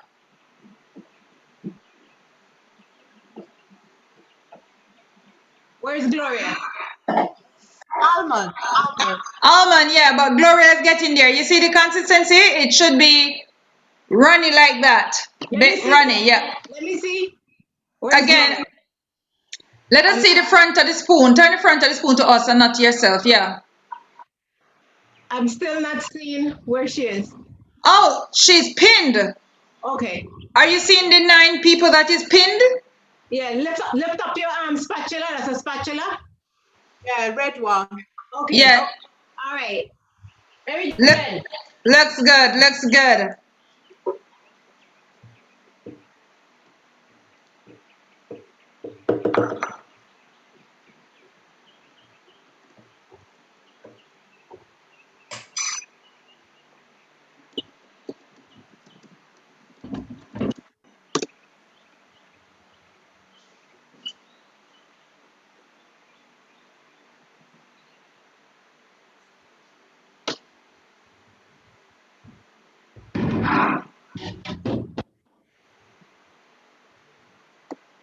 I need that.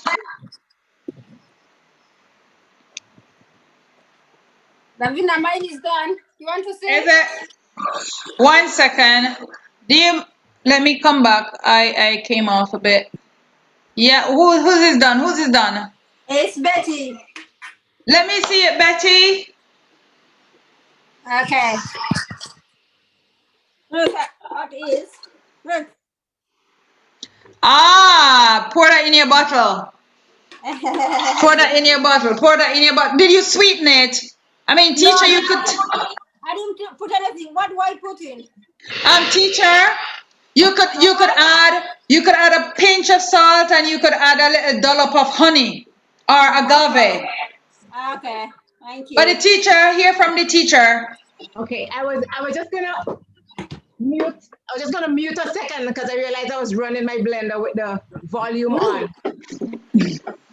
Oh, so you see her consistency, teacher? Show the teacher again your consistency. Who was it that's finished? Was it Betty? Yeah, yes. Show the teacher your consistency. Okay, I'm going to add coconut sugar. I just said show the teacher your consistency. Okay. Teacher, look at my consistency. That's what it is. Perfect. You're on mute. You're on mute, Martha. We can't hear you. Oh, I'm not mute. No, not you, Myrtle, the teacher. Saying very good, very good. Yeah, excellent. Well done. So now she wants to know if she can sweeten it with some coconut sugar. Yeah. I don't know about coconut sugar. I would put agave or honey, some liquid sweetener. Yeah, Okay. something liquid. Maple syrup.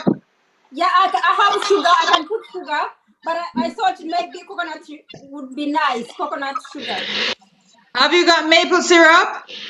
No, I have organic sugar, organic honey. Oh, honey, use the honey. Yeah, I've got this honey, organic. It's getting there, Lena. It's looking good, but it still need a bit more manpower. Mary, you are far way off. You need to keep going. So how much do I put? A whole spoon, like a full spoon of Mary, you can honey? add another spoon of oil to yours to help it move along faster. Yeah, A spoon of honey, that's a big spoon of honey, yeah? Yeah, Thank you. Lorna? Yeah, Let's this see is what- mine. It seems like it's still got a bit to go. You can see. Okay, maybe add a spoon of oil to it. I can see it's stuck to the bottom there. Keep pushing it down. Yeah, add a bit of oil to it to help it along. Okay. Right.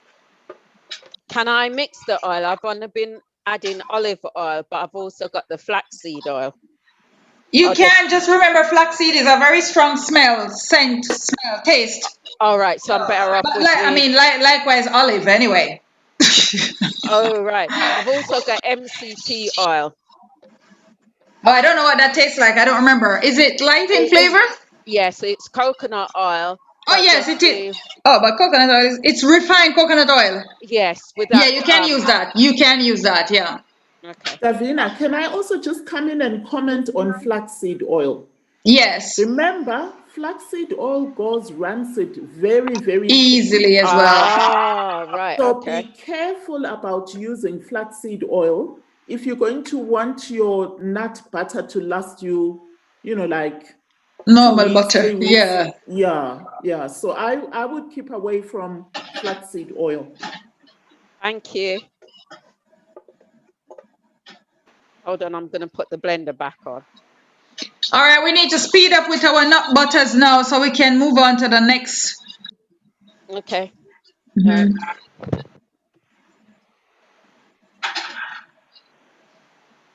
Gave up on my Vitamix. Gave up on my Vitamix and I transferred it to my bullet here, but now I can't get it open.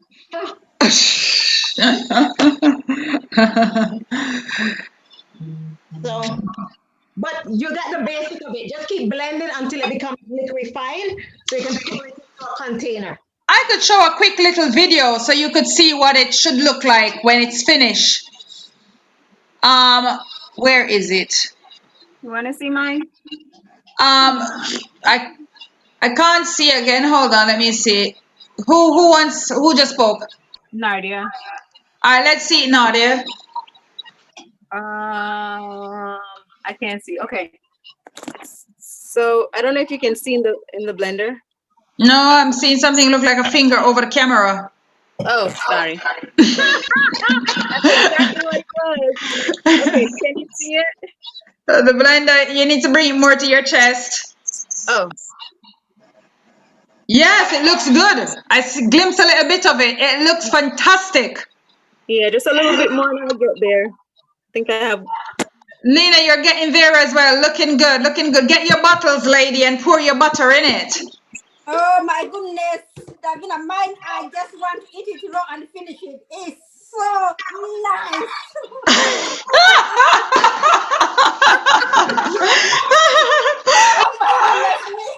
I tell you what, before you eat any of it, send some to Jamaica so the teacher can test it for quality assurance. This is the best thing I've ever done in my life. Oh my Wow. goodness.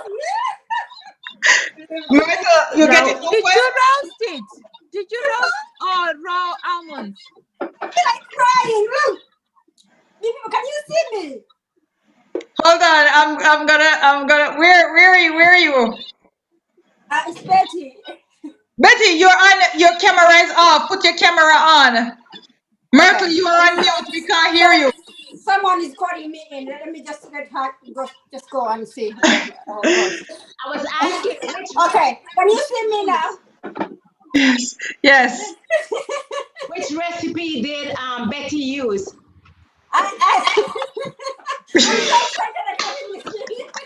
Betty's overjoyed. Give her a moment.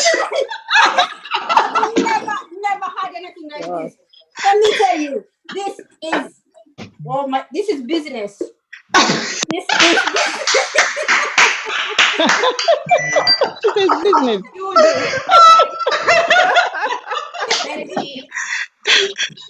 I cannot believe this one. Listen, I used so I toasted them. Let me come down fast. Were they roasted or were they raw? She roasted Oh, the sesame seed. So hers is a sesame seed. Okay. So I toasted sesame seeds. It's enough. Sesame seeds. I started with them first, but it just turned in flour. It didn't turn into oil. And then I had cashew nuts. Then I tested the cashew nuts and added cashew nuts, and then a little bit of olive oil. This one, virgin olive oil, just like about three. I added about 4 spoons. Around 4 spoons, and just timed this, and then I added honey. This is the honey I use from Zambia. Yes. Raw honey, and I use a little bit of sea salt, a pinch. But the taste, the smell, the consistency, I just can't believe this. And even if I don't learn anything else, Davina, thank you so much and your group. You have done a very good job. Praise the Lord, praise God. Honestly. I don't need to learn anything else because I like my butter. And I always buy. I'll show you the bottle. I have like 100 bottles here. I'll always buy. Now, no more buying. All right. Well done, Betty. Excellent. Well done. Gloria, I know you want to say something.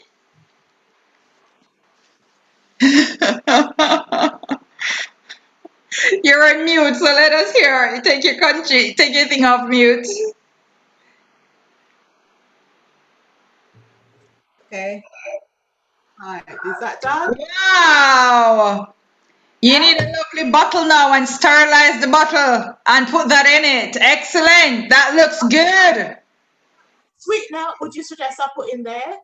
Yeah, you can put honey or you can put agave or whatever liquid kind of sweetener you have is best to put. And if you want, you could add also a pinch of salt to your butters. Okay. Yeah. Davina, can I just say something here? So, coming back to being creative, I know a lady here in Zimbabwe who's done this with peanut butter, but you can do it with any of the butters. So she has added moringa powder to her peanut butter. It's very healthy. So, yeah. So I have done Davina. Mine is now like this. Who's talking? It's Ruth. Okay. Yes, Ruth, that's perfecto. Pour it in your bottle. But listen, let me tell you a few other things that you can actually add to your butter. Yes. You could add cinnamon to your butter, a pinch of cinnamon, or you could add a pinch of nutmeg to give your butter an added. Nutmeg, okay. Yeah. Or I put cinnamon. I love cinnamon. Yeah, I'm not sure if you could try the moringa, but I wouldn't try the moringa in my butter. Question. Cinnamon. A pinch of cinnamon. And cayenne. You want cayenne? Cayenne in your butter. Angela, which nut is that you have so red? You know, my husband, he loves something with red beets, and we buy it in a shop. And today I wanted to make it, and now I had just some time. It is sunflower seeds, about 100 grams, 110 grams red beets, some cashews, salt, and something soup, herbs. And, yeah, and it stays here, and some, wait a moment. Oh, I have to, Rettich. I don't know what the name is. It is against asthma. Alan Wilson is using it against asthma when he's making his cough syrup. Rettich. Oh, it's a bit sharp, like the little red ones. Lena, you know it, Radieschen und Rettich. Was ist Rettich auf Englisch? I don't know. I think I have it a bit stronger, that it is, the taste is a bit more sharp, but it's nearly the same. This is a little glass, and there was a recipe in it. I think, okay, I will try to make it. All right. So you've made something slightly different today, but that's good. It looks good. It looks nice. But I have made also the other thing this here, but it is, I made a mistake. I put at once the oil in it, and then it is not so creamy. But it's No, you don't make a mistake. You need to keep blending. The only mistake is you've put it in the bottle too early. Put it back in the blender. Yes, I will do it later, and then I'll Yeah, and you can add a little bit more oil to it and just keep blending until it becomes really smooth. Okay, I will do it. Yeah. Excellent. Well done, Angela. Lorna, that looks good. Spoon up. Do a spoon up. Let me see. Okay, hold on. Can you see? Bring it closer to the top of the handle. Yes, amazing. Right. That's fantastic. Excellent. Well done. And if anybody wants crunchy nut butter, yeah.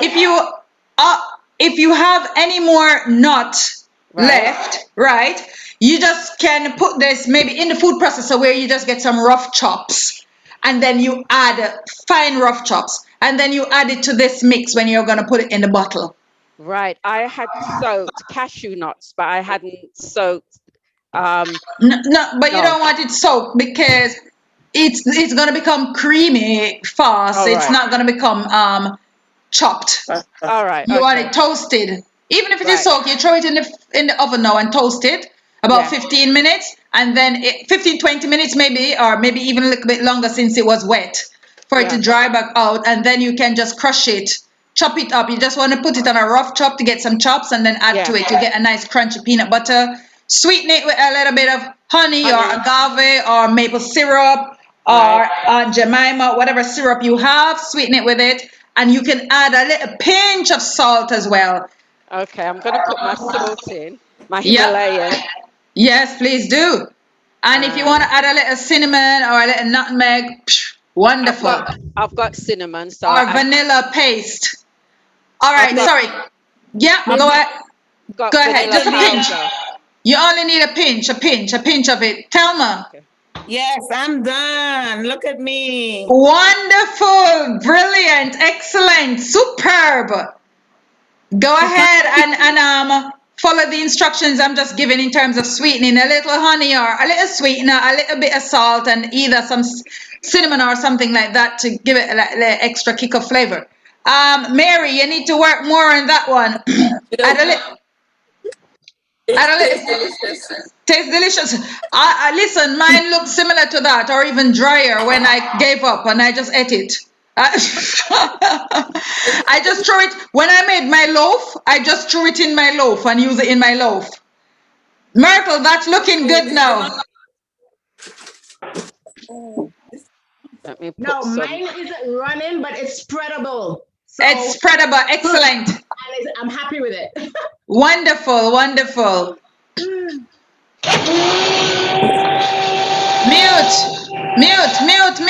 Lena, mute. Who's got their blender running? Mute yourself.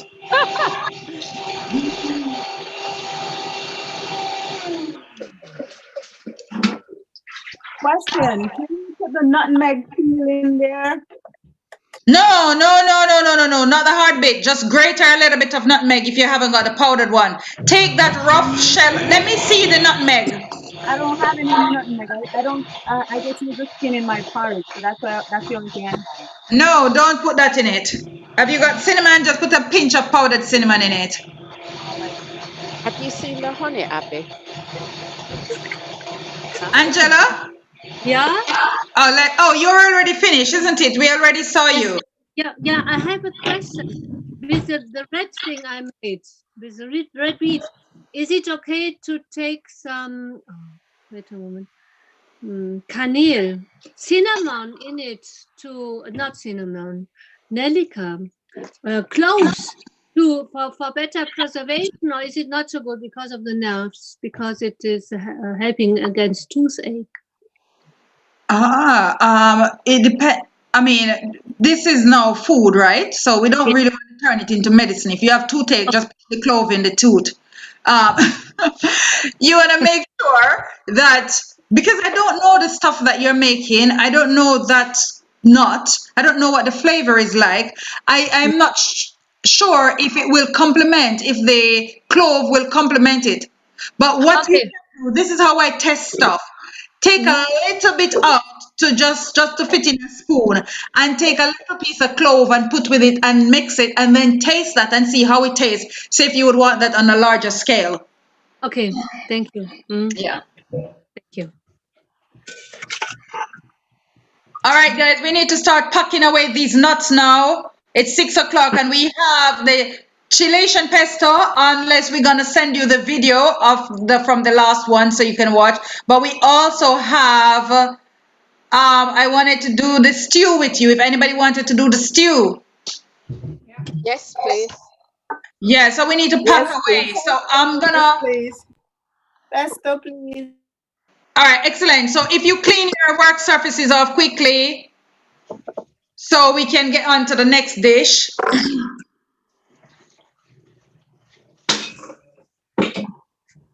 Thank you. My nut butter came out amazing. It was really good. And I added cinnamon to it.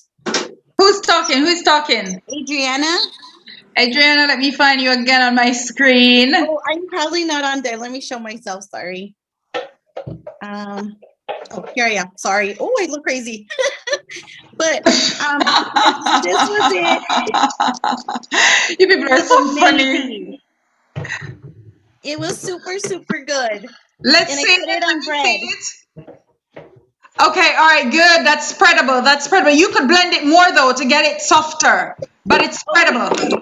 Yeah, you could add a little oil to it, half a teaspoon to that what you've got there, and blend it a little bit more. Let's go. And ladies, I want you to go and I want you to invest in jars to store your stuff, right? Because we will be doing mayonnaise, we will be doing different types of creams, we'll be doing different types of mayonnaise. I want you to invest in bottles so you can make these and you can store them and they can look nice. And go on your computer, type up your recipe, and I can send, or maybe one of my colleagues can send to you the label recipe, the label format, so you can put your recipes on the label, you can print it, you can stick it on your bottles, and you can just put the date when you made it on it, all right? And I'm gonna send a little picture of something that I did in the group, so you can see a nice little presentation, how you can present your little country living butter.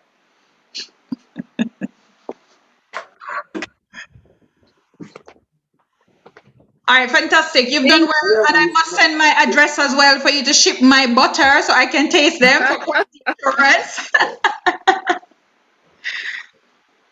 All right, are we ready? Have we cleared our workstation? Look, if you need to blend your butter more, you can just put the blender aside with the butter until afterwards, right? So we can move on. Just wipe your counter, get your pot, your cutting board ready, so we can move on to the next recipe. So we're not doing the chelation?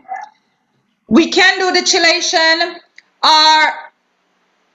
Where are you, Juliet? Let me get you on my screen. I'm here. Yeah. She's ready to roll. She's ready to roll. Let her roll. Let her roll. Let her roll. Let her roll. I can always I will give the recipe because mine is a stew. It's pretty easy to follow. Okay. But I want you to learn that stew. I would like you to actually do the stew and send the picture in to me, maybe for your dinner tomorrow. You could do it. So I'll put the recipe, full recipe and procedure, which is pretty easy. And you can do it for dinner tomorrow and send the recipe and send your pictures through with the recipe. If you made any alterations to the recipe, you can just post that as well. Yeah, Davina, speaking of alterations to recipes, let me say this. Cooking is both an art and a science, right? So when we share a recipe, it is not holy writ.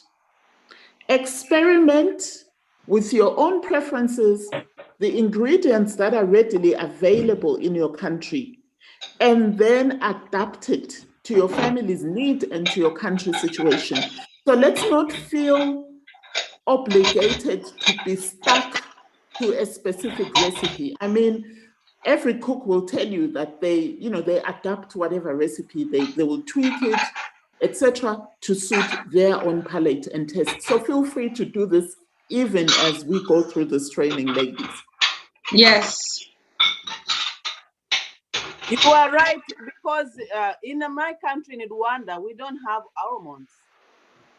So what we can use is maybe pumpkin seeds or sesame seeds. Oh, wonderful. Sorry? And how about sunflower seeds? Sunflower, yeah, they are there. They are there, but they're very, they are there, but they're expensive, but they're there. Okay, all right, okay. So you use what you have, and this is one very important thing I really want you to nail home. So by the time you finish this course, you will understand. We always go for our local products first. We always use what we have in our cupboard first.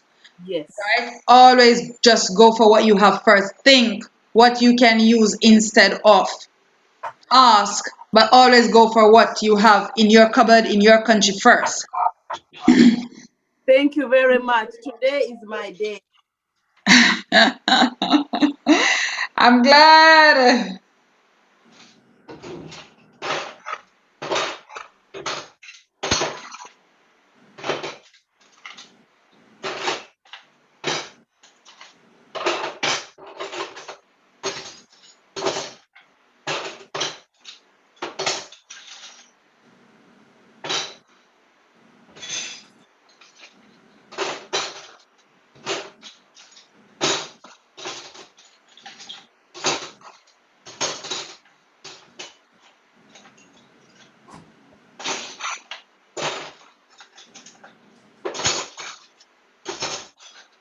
Tell me when you're ready.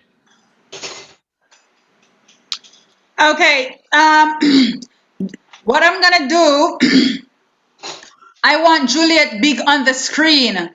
So I'm gonna remove everyone else and make Juliet full on the screen. Or I will remove some people so we can see her bigger because she looks too far. So Myrtle, I'm gonna remove you. You're finished. I'm removing all those who have their videos off. Okay, Juliet, where are you? Juliet, your video is off. Yeah. Can you see me? No, your video is off. Oh, what happened there then? Okay, sorry. There you go. Okay, all right. Okay, Juliet, is there a way to make your phone screen big so we don't see, you could full the screen? Does that make a difference? No, it doesn't. So what did you want me to do? It's okay, we leave it there. Okay. Can I ask, Lorna, are you gonna be doing this chilation pesto or you did it already, you saw it already on Sunday? Can't hear you. You're on mute. Hold on. Yeah, hi there. Yes, I was late for it, so I didn't actually see it. I saw the end. So you're gonna be doing it now or you're just gonna be watching? I've got the ingredients to try. Okay, so you're gonna do it. All right. Lena, are you gonna try the chilation pesto now or are you just gonna watch? I'll do it. You're doing it. Okay, Angela, are you trying or are you watching? I will try, but I'm not sure that I have all the ingredients. But we Okay, that's fine. You use what you have. Gloria, you watching or are you trying? I'm trying. You're trying. Mary, you watching or you trying? I'm trying. Okay, all right. What I'm gonna do anyway, I was hoping to make more room so we could see Juliet bigger, but everybody wants to try, but I'm just gonna remove you from the screen anyway, and I'm gonna let Juliet have the spotlight on me. What that means, excellent. Pack it away. Pack it away. I'm finished looking at nut butters now. I want to see the pictures. Pictures to the group and then your recipe to go along with it. And please put a comment how it tastes, what you think about it and the process, right? To motivate and inspire the others to do it. Close the door. All right, Okay, so so get ready started. now? Get started. You're all on the screen now. Juliet, it's all about you. Lovely. Well, welcome back. I've been following you guys and you have done such a tremendous job. So today we're going to, particularly in the salad area, and we're very much into raw foods. So when I saw your salads yesterday, I was so excited because I said this is going to go so nicely with this pesto. Now, a little bit about this pesto. It's no simple pesto. It has such wonderful ingredients.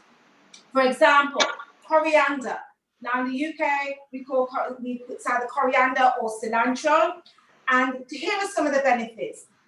It lowers bad cholesterol, promotes liver function, great for vitamin K. So those of our family members that may be suffering from Alzheimer's, that will support that. Has lots of antioxidants, supports vision. So that's that degeneration of the cataract. It supports that, but most of all, it supports the expulsion of, what was it? It's of help me, Davina, of Sorry, removing the toxins. Toxins from the body. Okay, so it has very great benefits. This little thing here that I didn't really take much notice of when I was in the UK, it has great benefits. Also, in this mix, we have sunflower seeds, which is great with something called cystine. So that's great for those of us who are trying to fight off or build our immune system as we try and combat the virus. Pumpkin seeds are great. It has lots of zinc in there. So this is great for our men, good for us, but even better for our men and men's health. And also selenium. I love the selenium. This is supposed to be really good if you've got thyroid issues like I do. Helps with I've got low thyroid, and this is one of the things they said selenium helps to balance that. So those are the things that we have on the table. We also have some parsley that really has its own antioxidants and benefits, and we're going to add those to the mix. And that is it. So the first thing that you're going to do is we're going to use our cilantro, and it asks, the recipe calls for 2 cups of cilantro. So I know my 2 cups is about the size of my NutriBullets. So those of you who've got your NutriBullets, get them out because that's what we're going to use. And we're going to pack this into our NutriBullets. Now, last time I saw some people cut off the ends, and Teacher Davina said, don't cut off the ends. Keep Exactly. the ends, it adds to the crunch. So we're going to add a little bit of crunch to this. We're also going to use I just call it 1 handful of parsley. Now, if you like parsley and you want to add a bit more, you can. But the key is for the detoxing, it's actually the heavy metals. Heavy metal detoxing is actually in the cilantro. Okay, but we're adding other things to make it taste good. All right. The recipe also calls for 2/3 of a cup of flaxseed oil. So I'm going to put the 2/3 of a cup straight into here because that actually helps in making this mix well. Okay, so that's that. And now we're just going to blend this down. So pack it as tight as you can. I'm just going to try and get the rest of this into here.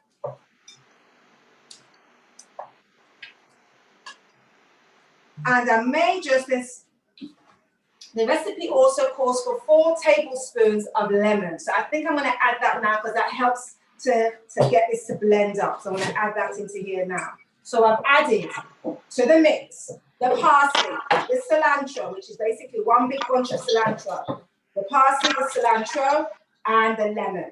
We're with me? We good with that? Yep. Excellent. So you Is put everyone it in the following? Vitamix? You put it in the Vitamix? I put it into, now, I didn't use my Vitamix. When I used my Vitamix, when I first did this, when I was on the same course as you, it stuck to the bottom because there's not enough of the mixture to mix up. And so I couldn't get it going. So I found that I was able to get it going better in the NutriBullet. So you can try it. I know that a lady tried it with us on Sunday, and she also had to transfer her ingredients to her NutriBullet. All right, but if that's all you have, then try it. It just means you have to use your I had a blender. food processor. Question. Better? That's perfect. It's excellent. Okay. All Sorry, Juliet, what ingredients did you put in the NutriBullet again, please? Sure. So into the NutriBullet, I've got one big bunch of the cilantro washed. I put in 1 handful of parsley. Mm-hmm. If you want to add more parsley, that's okay, because the main ingredient is the cilantro. Into that, I put two-thirds of a cup of the coriander. oil. Sorry. And then finally, just to get it moving in the blender, I also added the 4 tablespoons of lemon.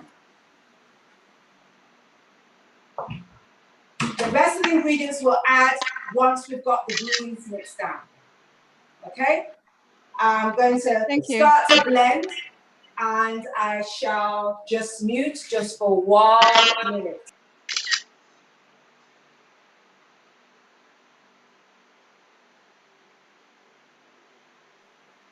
Sorry, quick question. Did she say she did 1 handful of coriander and 1 of parsley? Is it 1 to 1, or is one more than the other? 1 is fine. 1 is fine. Okay, thank you. Okay. Can I use kale instead of what is it? Kale is great to use, but the cilantro has it's a metal detox. So if you want to get those heavy metals out of your body, I know we've got our teeth has those heavy metals in it when we first got those amalgam fillings. We've got heavy metals in our environment. And so basically this is a heavy metal detox. All right. So if you're doing a pesto, you can use the pesto and use anything that you want. You can use basil, you can use spinach, you can even add onions to it, and you can create just a nice pesto which is full of antioxidant and very, very healthy. But today, this is about heavy metals, detoxing the body of heavy metals. And the cilantro is also very good to cleanse the liver. So that's why we're using that today, all right? But you can use anything that you want to use. So I shook it, and I'm going to start again with the blending.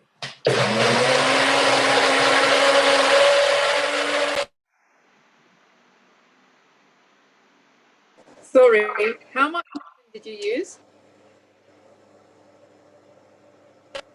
And can you see that very quickly in the How much what? NutriBullet, this blended down very easily. Wonderful. It looks good. Sorry, somebody asked a question. Sorry, you cut out while she was listing the ingredients. How much lemon? 4. Listen, the recipe is posted in the group. I can repost it if you would like me to do that, but she's going basically according to the recipe. Yeah, because there are lots of things on the group, you know, you keep on going looking for the recipes. It's very, very. All right, I'm gonna post it. Don't worry, I'll post it. Okay, no problem. So yeah, so that was 2 cups. Originally it was 2 cups of the cilantro. Okay, but it's 2 cups. It was cilantro and parsley mixed together. That was supposed to be the 2 cups. All right. Can and we? then What 1/3. can Now I'm moving on to add the rest. So 2 cups mixed of cilantro and parsley. But what I did was I actually used the one bush of the cilantro and just basically a handful of the parsley. But the two of them together should give you about 2 cups. All right? Excellent. So, and then into there, we added, as we said, we added the flaxseed oil, which was 2/3 of a cup. And we added 4 tablespoons of lemon. And that gave us this consistency. And basically, we're just blending it down so we can get the rest of the things in there now. So now I'm going to add in the sunflower seeds, which is 1/3 of a cup. 1/3 of a cup of sunflower seeds. 1/3 of a cup of your pumpkin seeds.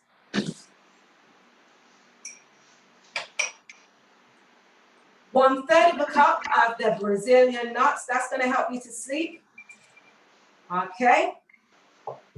And 4 garlic, 4 pieces of garlic. And we know how the garlic is beautiful in terms of antibacterial. So we're going to put that in. All right. This whole concoction will beautify your skin and your hair as well as detoxing your body.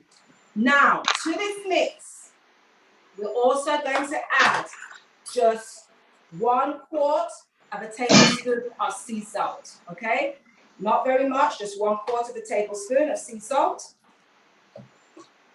And we're going to add to this 2 teaspoons of Dole's powder. Now, I know there was some discussion and people asked about the Dole's powder, and they asked, what's the Dole's powder? And it's basically a form of seaweed. But again, I suffer from low thyroid, and this was something else that was recommended to me to take as well. So we're going to add 2 teaspoons of Dole's powder to this mixture.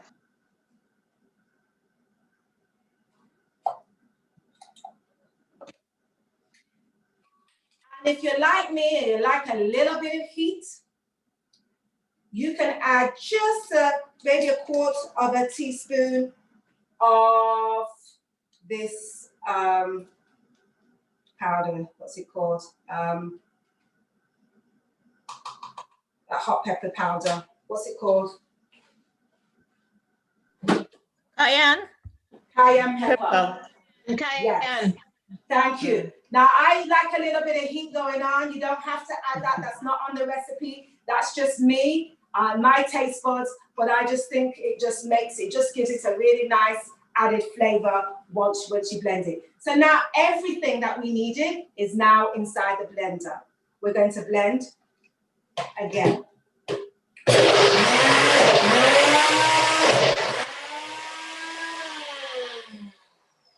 Don't be afraid to stop, give it a shake.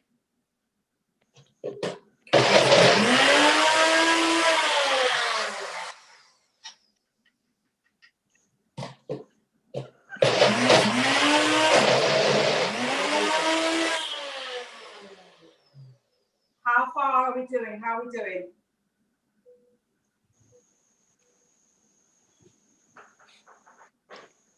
We're doing good?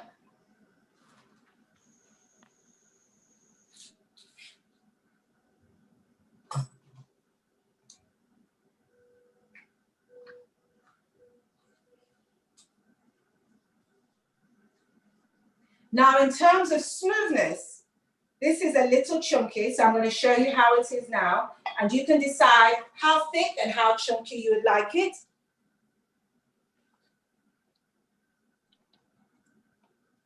Now, I quite like it when it's quite chunky, but if you want to add a little bit more oil and blend it down a bit further, or just put it in the blender, that is also okay.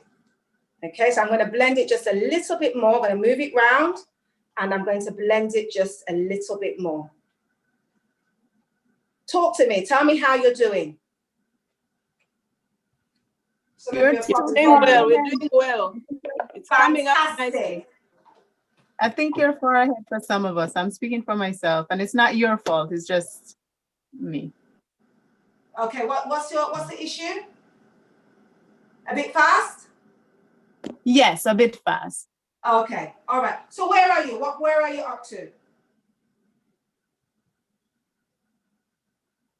Let me see if I can get you on the camera.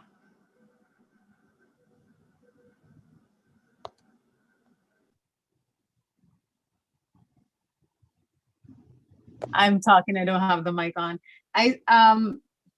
If you could back up after if you could just, because some of the ingredients and how you're saying it, I think, if you could back up to after you've blended the first portion and just go over that so I can catch up. Your mic is off, sis. Thank you so much. It is, I don't have the oil, but I took some linseeds and some olive oil, but I have to take more olive oil. Yes, you have to. So Juliet, if you go a little slower so they're able to follow, I will just post the recipe. So you're the last presentation then. I will post the recipe and I will post the PowerPoint in the group. The recipe for the stew, and I'll post the PowerPoint lesson for today in the group. So you have time. You have the time to do this a little bit slower so the students can follow. Those who are doing it can follow. Thank you so much. I don't have the flaxseed oil. Can I use olive oil? And how much? The same amount? Yes, the same amount.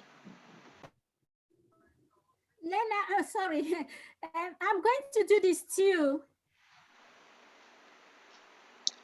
Devin, I'm going to do this too. I'll forward you the recipe shortly in the group. Okay. Yeah. So we're just going to backtrack a little bit. We're going to add 2/3 of a cup, so 1/3 of a cup of the Brazil nuts, okay, into your blender. You're going to add 1/3 of a cup of your pumpkin seeds into your blender. You're going to add 1/3 of a cup of sunflower seeds into your blender. All right. So far that's 3 types of seeds. Your Brazil nuts. 2 types of seed and the nuts. Okay, so you've got the Brazil nut, the sunflower seed, the pumpkin seed, and the flax seed. Correct. All 1/3 cups each. 1/3 cup of each. Okay. Then, everybody gets that? Everybody get that? If you Yes, have the flaxseed powder, it's the same 1/3 of the flaxseed powder. No, you need an oil because it's the oil that's going to help to maneuver and make it mix. No, she's talking about instead of the flaxseed.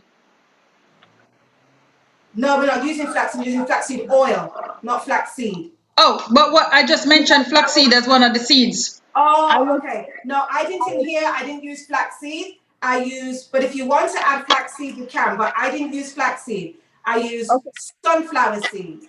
So my sunflower seed, pumpkin seed, and which other seed? I don't have another seed in here. Oh, okay, so it's 3 things. Brazil nut. So it's 2 seeds and 1 nut. Right. So my question is, I don't have the flaxseed oil, and I substituted it the olive oil with it. And I used, when I very first did it, I had this olive oil, cold pressed olive oil, and that's what I substituted when I very first did it because I didn't have that, and it tasted the same.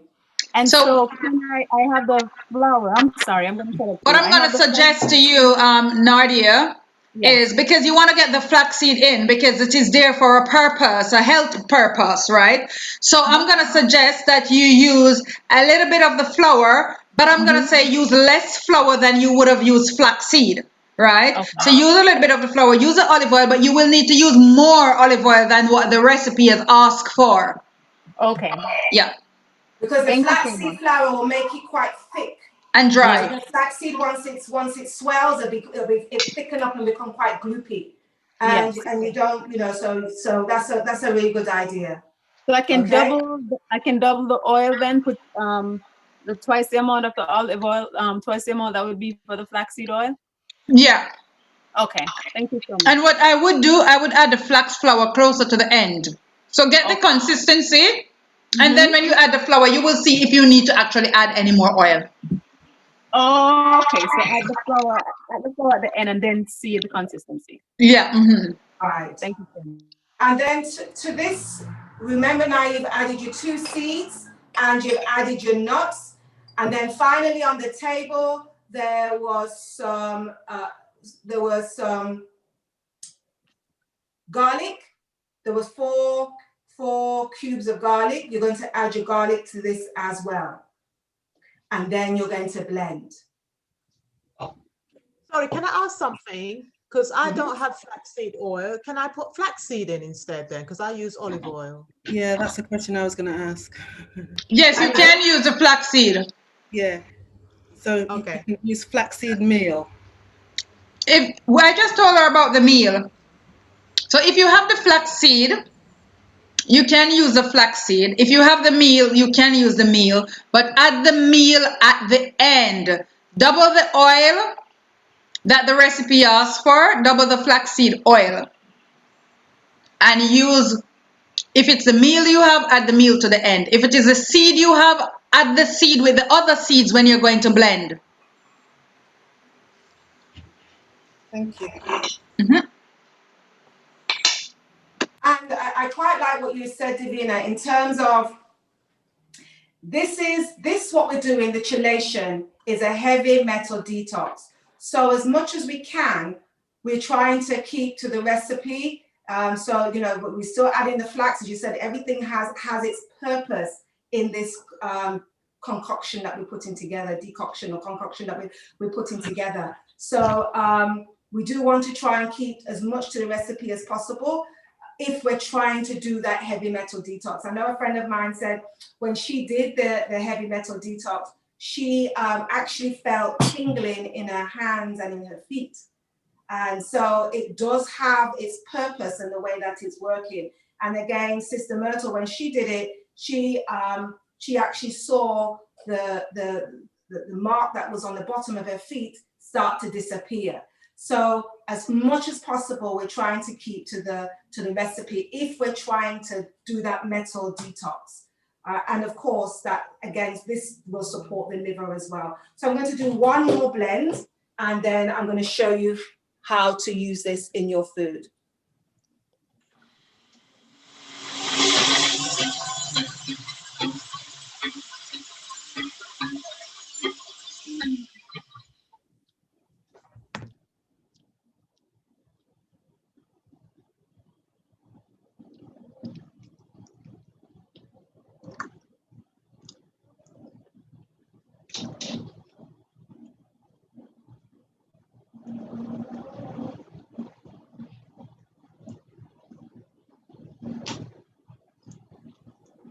Okay, so how are we doing?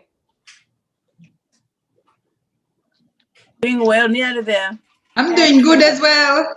Excellent. I'm just finishing up my soup from Tuesday. Funny. Okay, so I'm just going to wait just a little bit longer so that everybody gets to the point at where I'm at.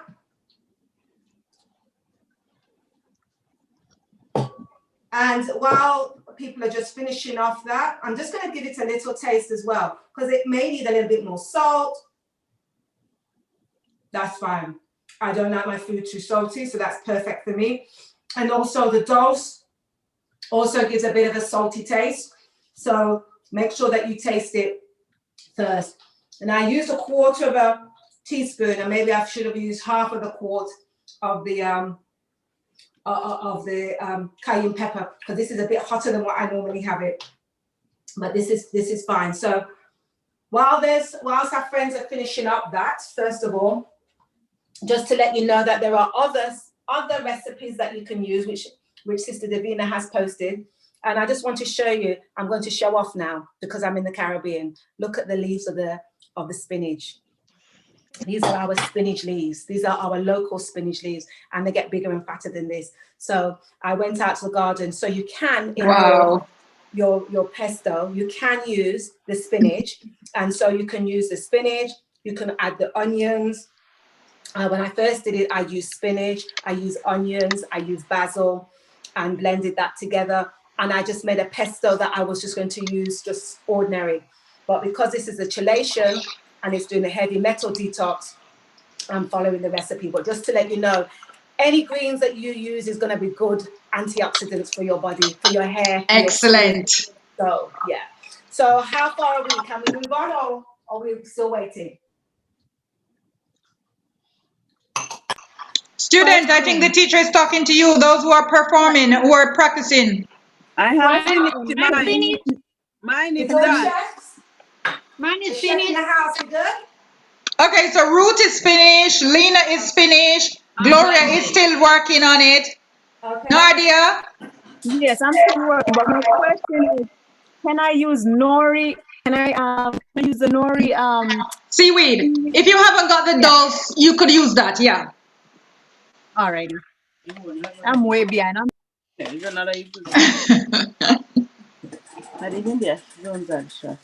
How are you, Ruth? And listen, don't worry. Yeah, because I'm guess done. what? I was on the course as well, and I know that it's hard. I'm coming and I've set up and I have everything ready. Now then you've come from one recipe and then you rush in to try and do another recipe. So I understand.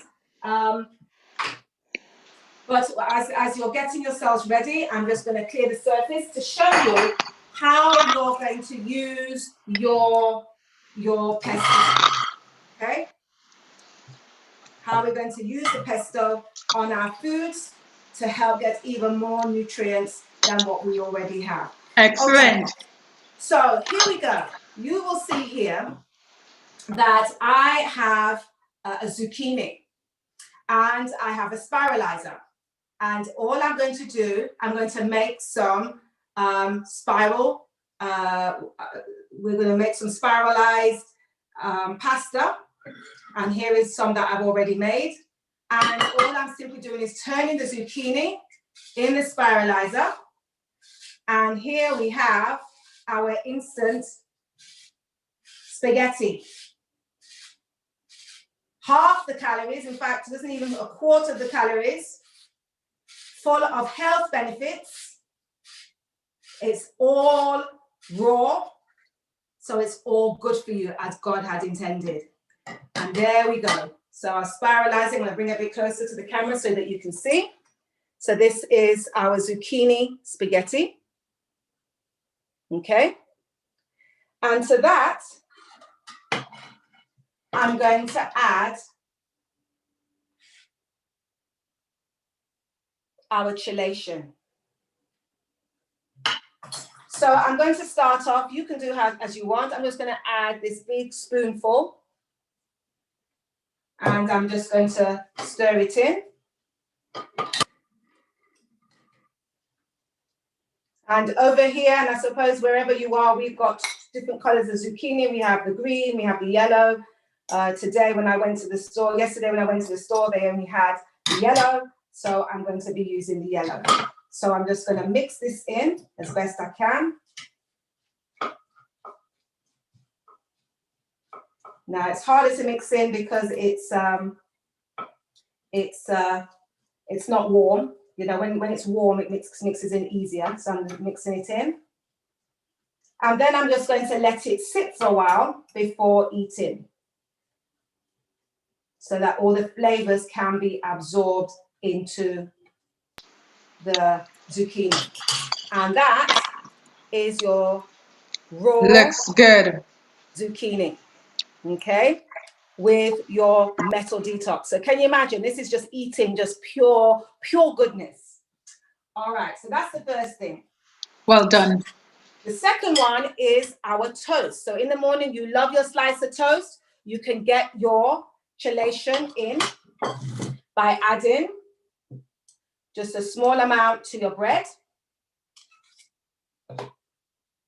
And when the toast is warm, the bread is warm, and you put this on, it's absolutely delicious.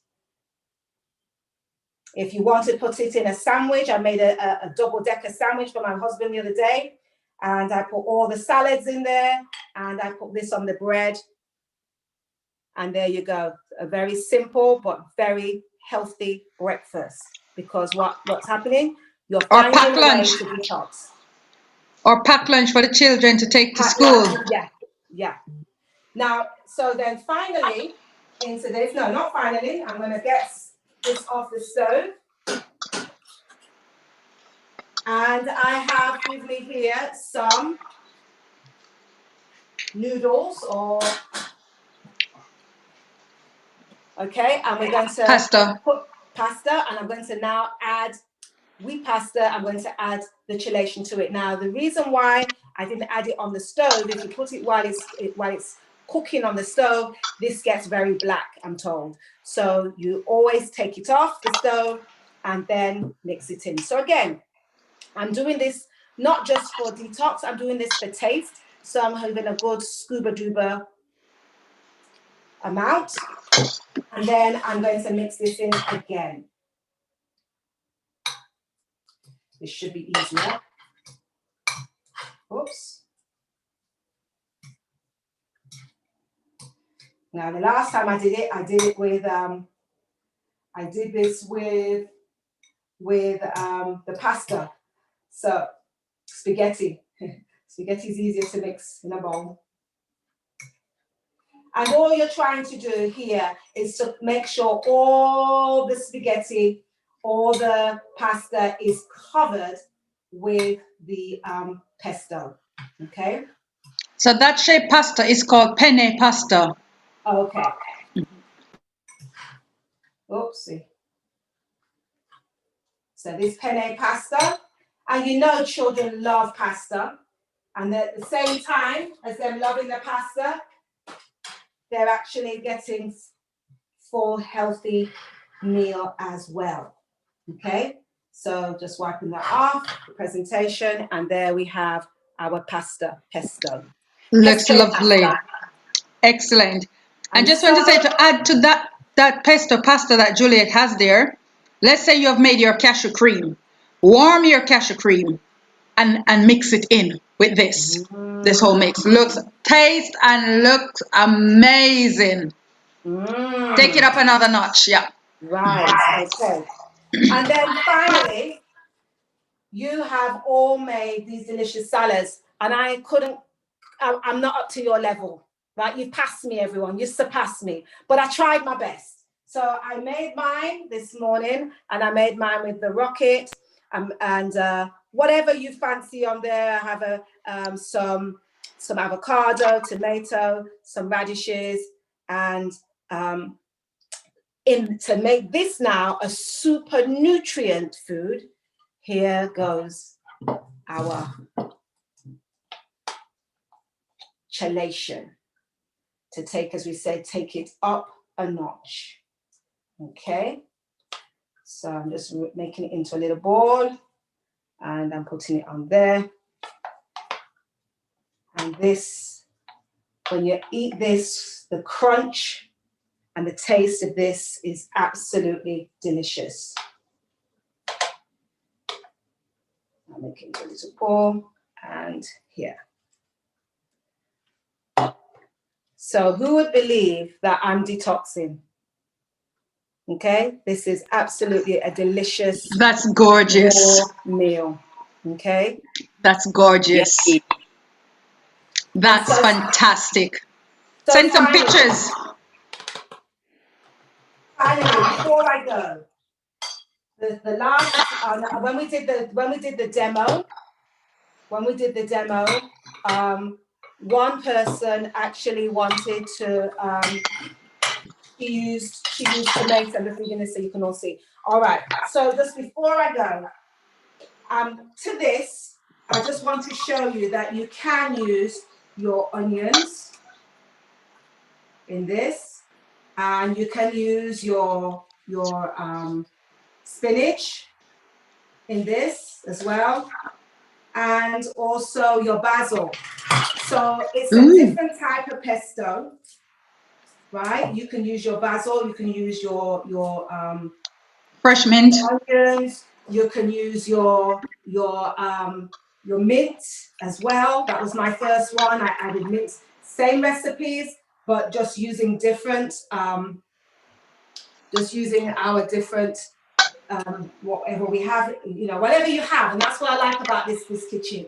You use whatever you have. But they also added the tomato. and the tomato gave it a different color. So I wanted to show you the use of this with the tomato. Yeah. I've even added tomato paste as well. Ah. Yes, and I've added a block of tofu, silken tofu, to it. Courgette makes amazing pesto. I've done it where I've toasted the seeds beforehand. Yep, and definitely more oil.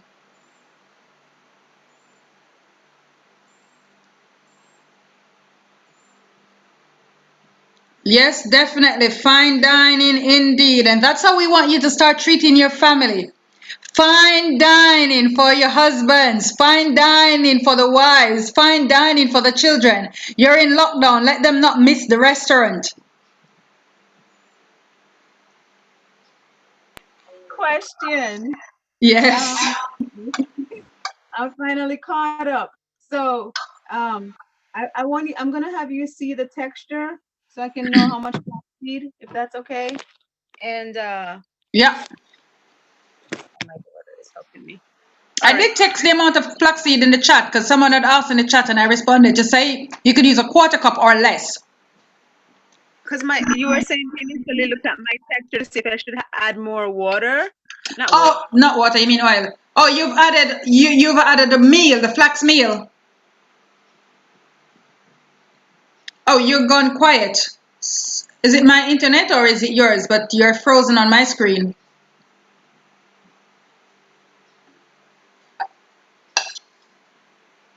Anybody can hear me? I can. Okay. So Nadia, you went frozen just now, so I didn't. A call was coming in and I was like, how appropriate. All right, let's. There it is. Can you see it? Oh no. All right, just stop the spoon. Don't move it. Keep it right there where it was just at.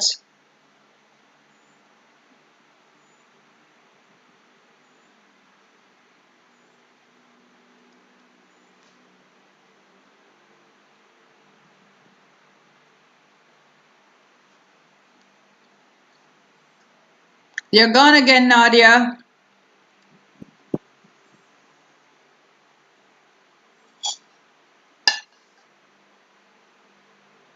But her texture look good though, even though I don't see it properly, but it looks fine.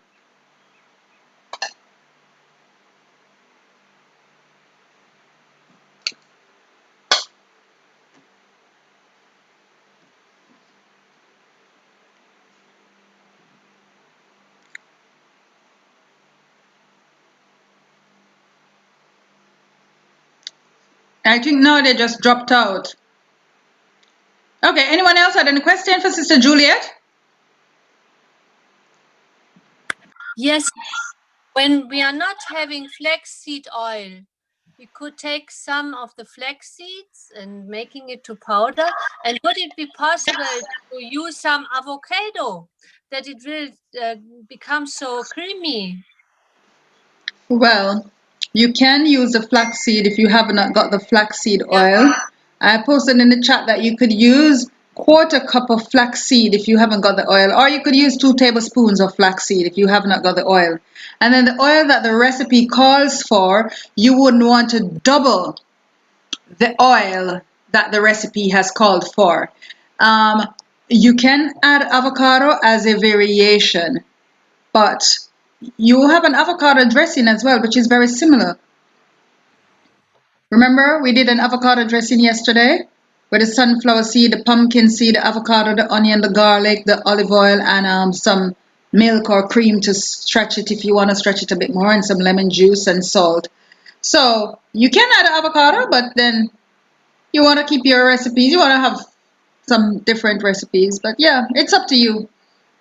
And then to finish It's a pesto, but then again, sorry, but it's also a pesto, and if you add the avocado to heat, so let's say you're gonna make a pasta and you add, and the pasta is hot and you add the avocado to it, it's gonna taste awful. The hot avocado is gonna taste like you've been chopping down a woodland. It's gonna taste really green and bitterish. So I wouldn't add avocado to my pesto. Avocado goes in my salad dressing and my raw dips. You can go ahead.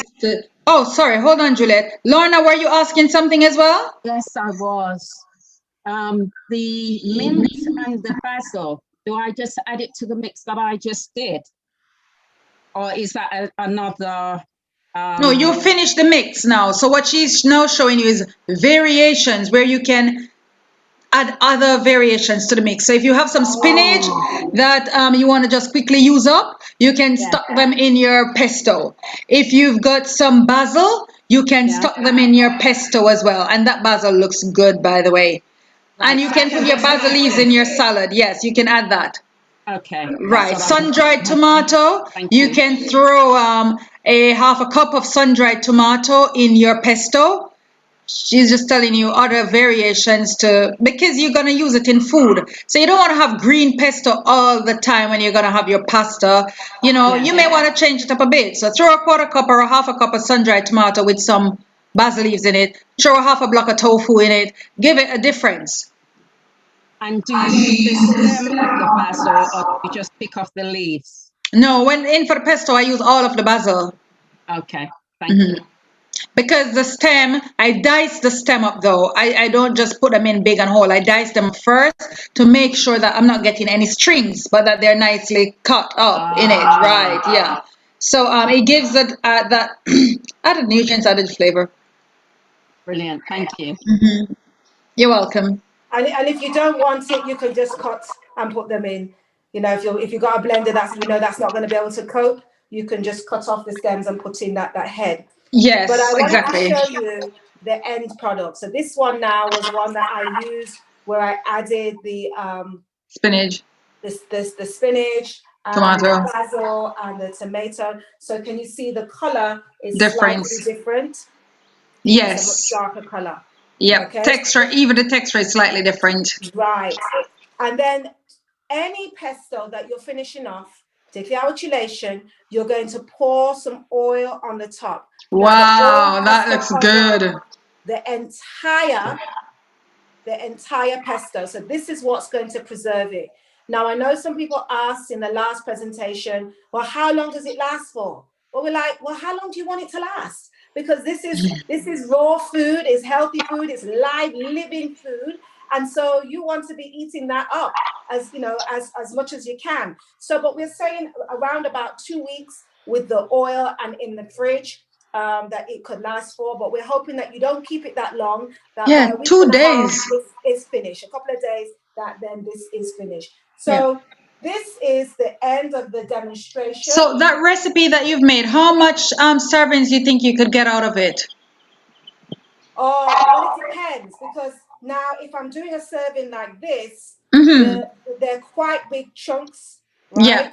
And so this maybe I might be able to get, and this here, maybe this could do me 3 days. Okay. Right? On something Okay. like this, right? All right. So however, if you're doing just toast in the morning, that might last you the week. You know, okay. I was adding it to my husband's sandwiches, adding it to my sandwiches. And I know that those who took the challenge, Sister Myrtle, when she took the challenge, I know she was eating like 2 teaspoons a day of and eating it raw. But when I say raw, just eating it without it being mixed into food. But I actually find it quite pleasant to find foods that I enjoy, that it goes well with and that it complements well with. And again, for my husband, who's not necessarily a real raw vegan, this is a real nice vegetarian meal for him. That's a vegan meal anyway, a nice vegan meal for him. Lovely vegan meal. I mean, he doesn't need anything more. I put this with the salad. It's got the nuts. It's got the zinc. It's got the sunflower, magnesium. What more would I need? It's got the iron. What more do I need? That's fantastic. This is it. This is it. You just need a digestive walk afterwards.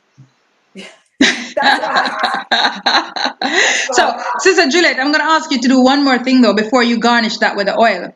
I would like you to get two cleaner bowls without the sides being spilled on. Just remove your garnish a little bit and replate them, and give it that nice little height like the pasta one, like the spaghetti one. Give it that nice height so it comes up a little height in the middle. And then you're going to drizzle your oil over it, and then you're going to stick your garnish on. And then you're going to take some pictures and tease us in the group. All right. All right. That sounds like a plan. So I Yes. just want to wish you all the very best. You are making the best investment in your life, and I certainly have been watching you as you've been going along. And as you can see, this now is part of my life. This is what I do. This is how I eat. It's not something, and maybe that's probably why I went a little bit fast. My apologies. But because it's like, okay, this is what I do in the kitchen. This is what and it's almost like it's part of you. This is part of what we do. So, and I know that whatever you're learning now is going to be part of you and be part of your lifestyle. So we'll catch up later on in the course. So thank you all. And thank you for having me, and thank you and enjoy the rest of the course. Juliet, it was fantastic having you. You are absolutely fantastic and amazing. We love having you on here. Lena has a question for you. Yeah. Thank you. Do you have to sterilize the glass? You can. Anything that you're going to store your food in, it's good to sterilize it. Once you have the time, sterilize it. Okay. The glass though, but don't sterilize that one because then it's going to turn dark. But just a glass, you could sterilize the glass itself. Yeah, of course, the glass, yeah. And store it in your fridge. And please use it up. Make wraps. So you can use this pesto to make wraps for the children. Right? Someone is asking about pack lunch idea. Use it to brush. So you have a nice wrap, nice big wrap, open up. Brush the pesto on it. Put inside of that wrap now, you can put a spoon of beans that's already cooked, chickpeas, or you can put some tofu. That would be nice in it. And then you roll that up and you put some things like your peppers, bell peppers and stuff like that, some julienne strips of bell peppers or julienne strips of carrot. That gives a nice chunk, or chopped up fine. Add to it and just roll it nicely and package that for the children to take to school, a nice wrap for lunch. As well as those very same wraps, you could cut them into small pieces and stick a toothpick in them and put them on a platter on a doily and serve that at your finger food dinners, your Sabbath lunches, your little birthday parties, wedding anniversaries, funeral reception. You do them for weddings. Davina, they can also use the pesto with flat bread. So like yeah. your lentil flat bread, and then you put this as a spread, you roll it up, you eat it like that, or you add more fillings to it. You hear that, Juliet? Sister Telma says, make sure you invite me to the opening of your fine dining restaurant. Please invite me as well. Raw vegan, yes. Raw vegan, excellent. So I have a question. Juliet, you said a heavy metal detox. How long will you use that to detox you? 21 days. It's usually 21 days. You eat that for 41 days. 21. No, 20. The metal detox is 21 days, but you're going to keep it as you finish. You make more. As you finish, you make more. So you won't be keeping this for 21 days. You will, after a week or two, however fast you finish, then you'll make some new. And the thing about it, I know for the UK, the cilantro is so cheap. I mean, where I am, it's expensive, okay? Wow. But the one thing that is cheap is the cilantro. Okay, so the cilantro was $1.29, something like that. Wow. So, I've now been able to make something that is really good for me, but quite cheaply. I mean, and when my husband came home to the UK, he brought back, all the nuts and seeds and that. So I've been able to make this now quite cheaply. Whereas before it was quite expensive, but yeah. And you know what I always say? Even when I had to buy it, it's okay. Because I'd rather pay to have good health than to pay excessive amount for bad health. Going to the doctors, we have to pay for, the medication we have to pay for. But I would rather... Your food is your medicine. Yeah. Excellent. Your food is your medicine. Right. And it's a delicious food. And it looks good. So take some lovely pictures for us now, please, Juliet. Sure, If you make sure. that garnish a little bit smaller, it's too big. Okay. So now, when you have it for 21 days, it's just the Presto, or what's the quantity? How do you do it? I don't understand. Okay, so Go ahead. you can take 2 teaspoons daily for 21 days. Okay, Right. just the Presto. Yes, but as Juliet is showing you, this lesson is showing you how you can use this pesto, so you don't have to sit down and take it like medicine. Okay. She's showing you how you can use it in your food, so how you can actually enjoy your medicine. Okay, I understand. Yes, that was what all this demonstration was about. Oh, I thought it just for detoxing, just for the 21 days, you just take 2 spoons of Presto every day for 21 days. So now I know in my food, I use it with my food, eh? Yeah, so I'm gonna show you a quick little PowerPoint so you can put this whole thing together. So the Chilean pesto, are you seeing my screen? Yeah. So right, the Chilean pesto, it is used to detox heavy metal from the body, right? 2 teaspoons of this over 21 consecutive days can help you to remove heavy metals from the body. Some effects of heavy metals in the body: it can pass the blood-brain barrier, it can cause dementia, early dementia, it can cause headaches, it can cause all sort of diseases in the body, memory loss, slow reflex, slow responses, and you want to remove heavy metals from your body so you can live longer and also look younger and still having good quality of life. So you want to add years, you want to add quality to your years. You don't want to be living to 100 and you have no clue who are the people around you because you've got dementia or Alzheimer's, right? So this heavy metal detox helps to remove heavy metals from the body, which actually destroys the mental capacity. Now, as she said, you can add kale to it.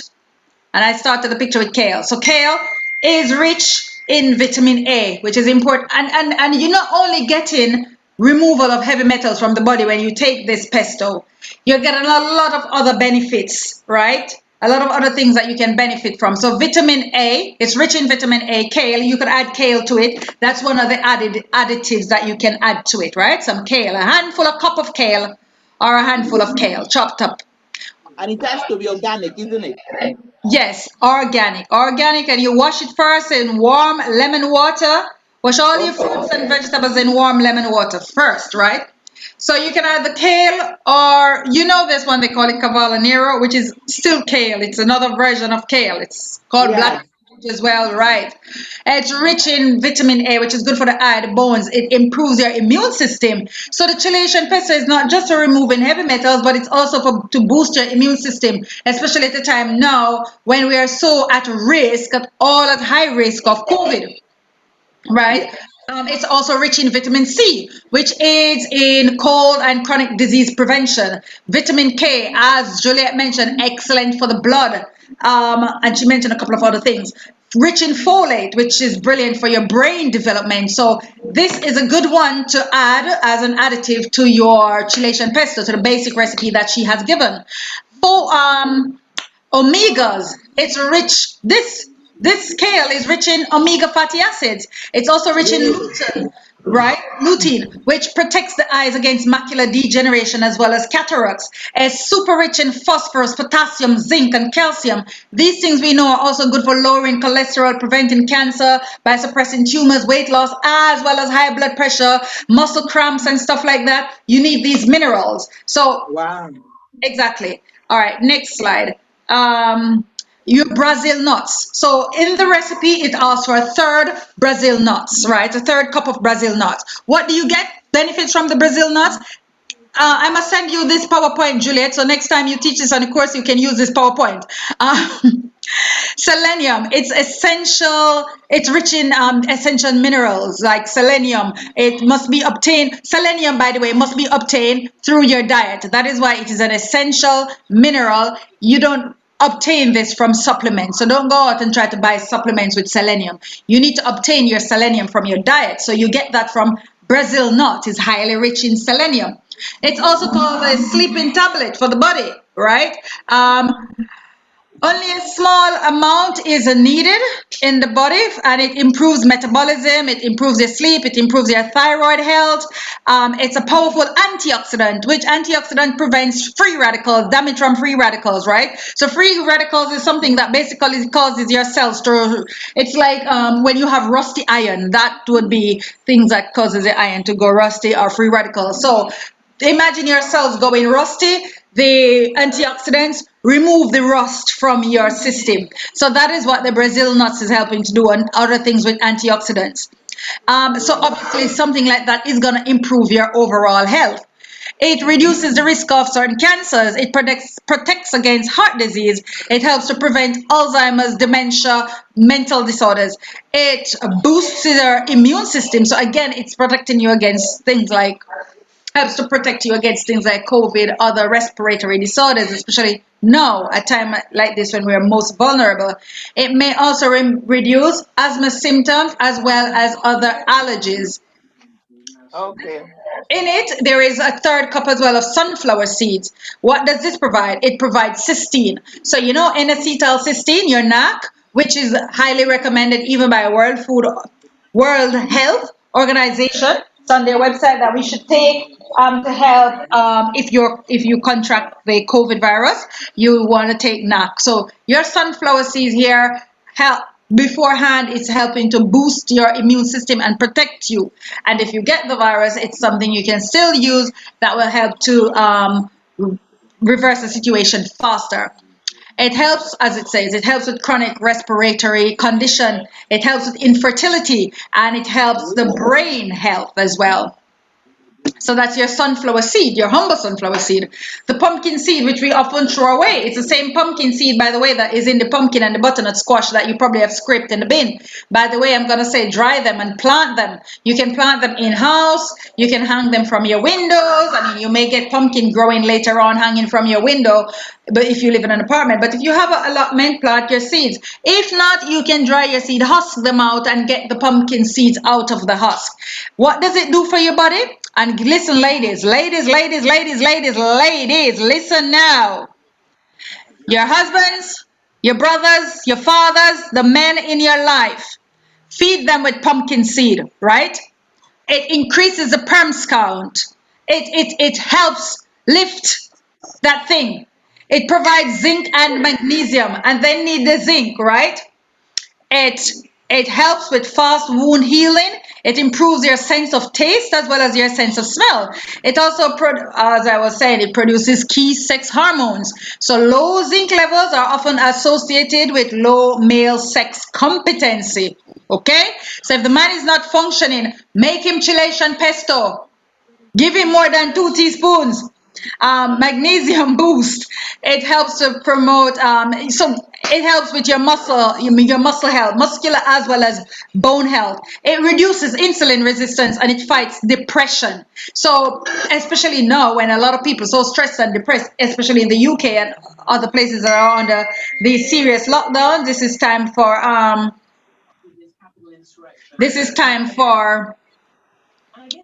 your pumpkin seed. Fresh coriander, 2 cups of fresh coriander. What are you getting from the coriander? And Juliet did mention these, but I'm just going over some of them so you can see sometimes when you see picture. And besides, repetition also deepens impression. So from your coriander, 2 cups of coriander, you're getting or cilantro or Chinese parsley, if whichever one you come by, it's also called the same thing. It's also rich in vitamins. You have to chop it, isn't it? Yes, man, you chop it up, 2 cups, yeah. You chop it up, putting it in the food processor. So, yeah, it's rich in vitamin A, which I say it's like that. The amount of vitamin A it has is 42% of your daily recommended allowance. It also has 36% of the daily recommended allowance of lutein. And as I said, that's good for your eyes, your eye health, the lutein, right? Lutein is what gives the fruits its yellow orangey color. So like your oranges, your carrots, your beets, It has lutein in it that helps with the eye health. Flaxseed, 2/3 cups, right? But this is the oil. So you're gonna double the oil, as I say, and you use a 1/4 cup of the seeds. Loaded with nutrients. 1 tablespoon provides a good amount of fiber, right? It's rich in protein. It's rich in your omega-3 fatty acids. It's a rich antioxidant. It's rich in minerals as well as other trace elements and other nutrients. Onion, which was not a part of the original recipe, but is good for detoxing as well as boosting the immune system, as well as rebuilding the good bacteria in your gut. So the onions, it's like a natural prebiotic. All right, you don't need to buy supplements. You just eat a raw onion daily, and you can get this raw onion in through your pesto, your chilation pesto, as well as your salad dressing, as well as just slicing up some onions, putting on your salad. It also removes inflammation from the body. So what it says here, it says it's good for your gut health, it's antimicrobial, antibacterial, antifungal. So just imagine eating a raw onion per day and you have an overgrowth of bacteria or fungus in your gut. This helps to remove it. It's rich in vitamin C as well. So things like scurvy, gum disease, it helps to prevent these things, right? It's rich in your B6, your thiamine, your potassium, calcium, phosphorus, copper, manganese. Listen, this is a super food. It's rich in antioxidants and fight inflammation. It also reduces your triglycerides, so it helps you to lose weight and keep your arteries clear and clean. Right, so then now what she was showing you, so she's saying that what she's just done, the mix in the bullet, that is a chilation pesto, and that you can use to remove heavy metals from the body as well as boost your immune system. Now she's saying to you, here are some recipes how you can use this pesto. So if you want, you can take this pesto as a medicine, 2 teaspoons every day, right? Or enjoy it as a delicious meal. So here you go, some recipes. Make your Hasselback potatoes or just roast some potatoes and have the pesto with the potatoes. She's saying some spaghetti. Your spaghetti, the children will love this. They like spaghetti. Get them some wheat, some gluten-free spaghetti or some whole wheat spaghetti. Make your chilation pesto, add it to it, sprinkle a little olive oil over it and a little dash of salt and sit them down at the table. This is dinner. They will enjoy it and it will help their system as well. You having a party, get some nice baguette or ciabatta bread or something, slice them up, toast them in your oven and spread some pesto on it and put a nice cherry tomato on the top. When you make your vegan cheese as well, you could put a slice of vegan cheese and you make some nice crostini for your dinner party. Down the bottom below there is a tofu salad. So you can make another salad with your dark green leafy vegetables and your tofu, some onions, some tomato, and you mix that in with your pesto. So that's your nice dressing. This is where you can add the avocado to it now and that makes a super nice dressing. Add some salt and some lemon juice and it just gives things an extra lift. And the basil. Next. Here we go. This is another version of the pesto. So what I've added to this pesto here, I've added the spring greens. And you may know spring greens that you can get in the UK. You have that, maybe Switzerland as well. Lena knows spring greens, I'm sure. You can get that in your garden. If you're in Jamaica, add some callaloo to it or some pop chow. But you can add these to it, right? That's just showing you that. And you make a very nice pesto as well. Very same thing. Here is another version of the pesto. So what I've got here, this has an onion. This has a tofu in it as well. And can you see how much it is covered with oil? This is the kind of covering that you're looking for. Cover it with oil because any exposed bit will start going off fast and it may grow mold quickly on the exposed bit. When you take some out of your container, make sure that oil covers it back and there is nothing sticking up, splashes on the side and stuff like that.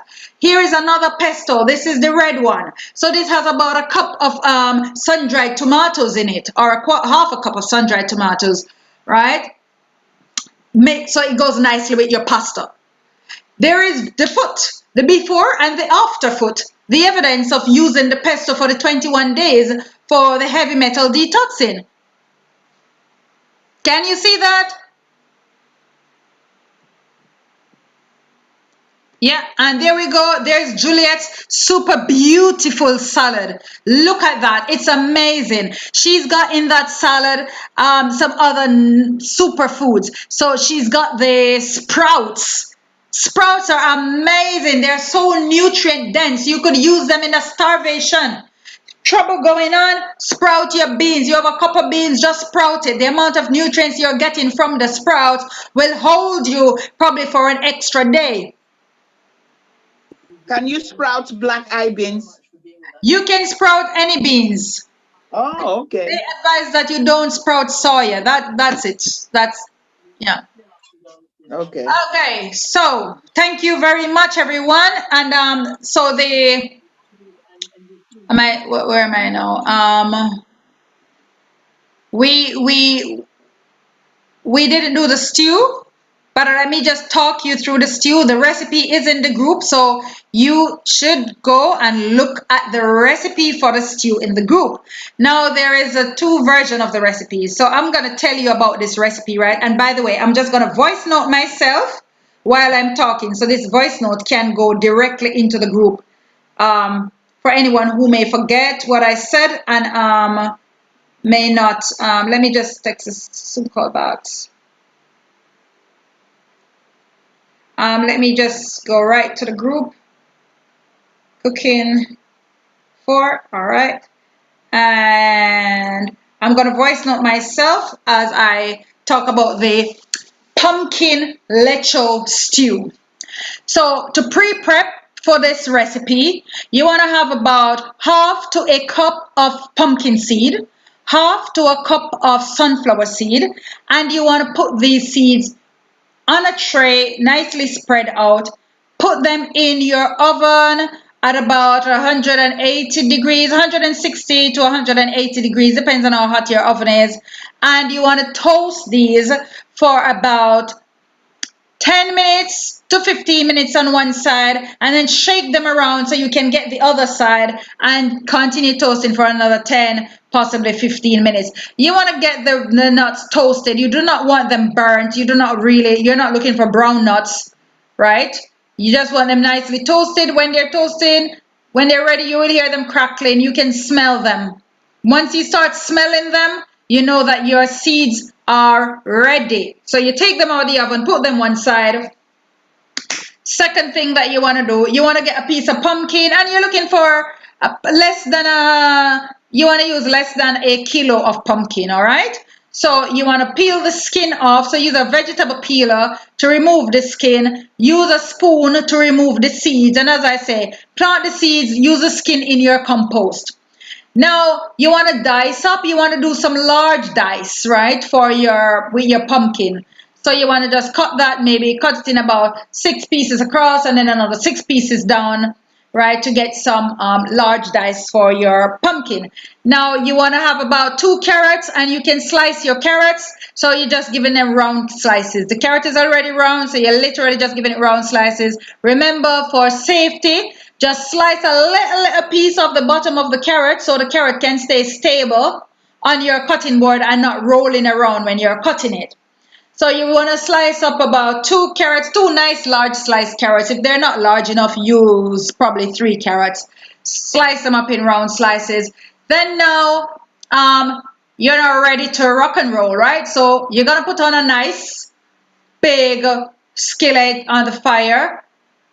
Before you put any heat underneath it, you want to add some oil. And coconut oil, it goes amazingly well with this recipe. And not only does it taste good, but it also has a high smoke temperature. Another oil that you could use that has a high smoke temperature is sesame oil or rice bran oil. Or when you go to your supermarket, just look at the back of the bottle and see the smoke temperature, right, of the oil. Cold compressed or mechanically extracted oil is what you actually want to get. Now, you're gonna be ready now to cut up your onions. So you want to get 2 nice size onions, right? You want to get maybe 3 or 4 sprigs of spring onion. You want to get about 4 to 6 pegs of garlic. And you want to press your garlic. You want to mince up the garlic. So that's after you press it, you chop it up fine. That is the mincing. Your onion, you want to do some large or medium dice, or guess what?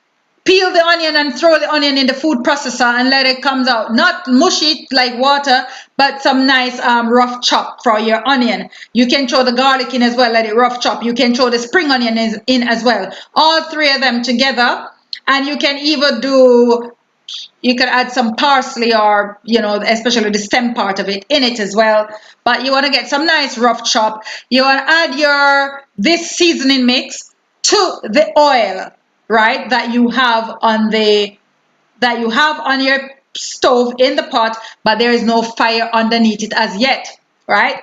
So once you add the seasoning mix that you've just blended up in your food processor, once you add that to your oil, then you want to put the flame underneath it. Why are you doing it this way as in opposed to the traditional way where you heat the oil? You're trying to avoid overheating your oil, right? So you want to add the thing to the oil when it is cold, then you turn it on and you keep stirring that oil. So you have a nice wooden spoon or a spatula. You keep stirring it until your onions and stuff are translucent. Then you're now going to add your pumpkin and your carrot, which you had diced up before. And you're going to keep stirring those as well until the pumpkin edges start to become translucent.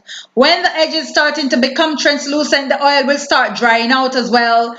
Now you want to have a tin of chopped tomatoes, right? Or 2 tins of chopped tomatoes. You should have these tins open, by the way, from before. Have them open. And if you didn't use tin of chopped tomatoes, then you want to use something like tomato sauce, tomato paste. No, not tomato sauce. You want to use tomato sauce, pasta sauce, right?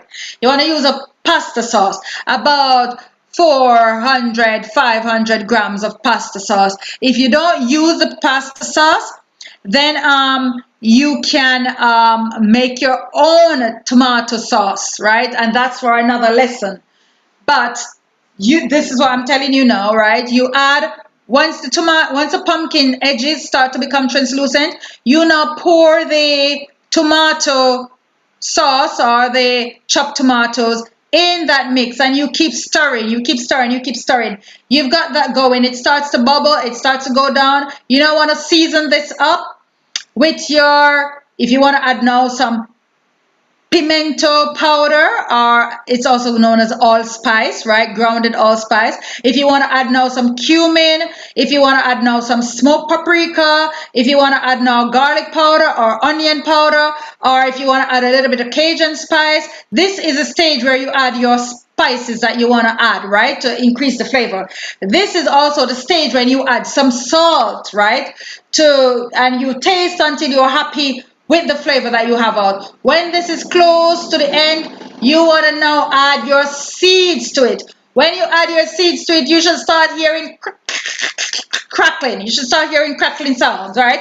You should start smelling as it boils now. You should start smelling the oils from the seed coming up, and an amazing aroma from the seed. And when it comes well together with the pumpkin, it just goes out of the room kind of smell. And the taste is going to be on another level. By the way, in your seasoning, you could always add bell peppers. Green bell peppers I always use for cooking because it adds a really good flavor. That's for my taste bud. I know some people, they prefer to use red bell peppers. For me, I prefer to use red and yellow in my salads and green in my cooking. So I would add some green peppers as well to the vegetables that I saute. Or you could add the bell peppers chopped up. You could add them to close after you've added the tomato sauce. You could add them. Or close to the end, it keeps the color nice and green and you get a nice little crunch, but you do get crunch from your seeds. That is ready to go. Cook up some nice rice, coconut rice. So you boil your coconut milk or your cashew milk, but this is coconut rice I'm telling you about. So you boil your cashew milk, right? And you add your salt. And you don't need any oil once you use coconut. You don't need to add any oil, but you add a little bit of salt and you add your rice to it, and you can chop up some basil or some fresh mint in that rice. And you boil that and you serve your pumpkin lecho sauce with your rice. And you can bottle some of that sauce and it can last for a while, and you send that in the post to me. So I will now send the voice note in the group. That is it. And I would like to see the pumpkin lecho sauce is coming up in pictures tomorrow. I haven't seen anyone try the tamari sauce, which I would like to see you try the tamari sauce. Otherwise, I'll give it to you for you to do on exam. So have a nice evening, everyone, and we will see each other tomorrow. Am I talking to myself all this time? Because I can't hear anyone answering me. Not. What time is it in Jamaica for tomorrow? Because I'm in Arizona and I always get off. So I go off a 2 Are you? hours What behind time Jamaica. is it? Tomorrow is what, Friday or Thursday? Friday. Friday? Wow. Yeah.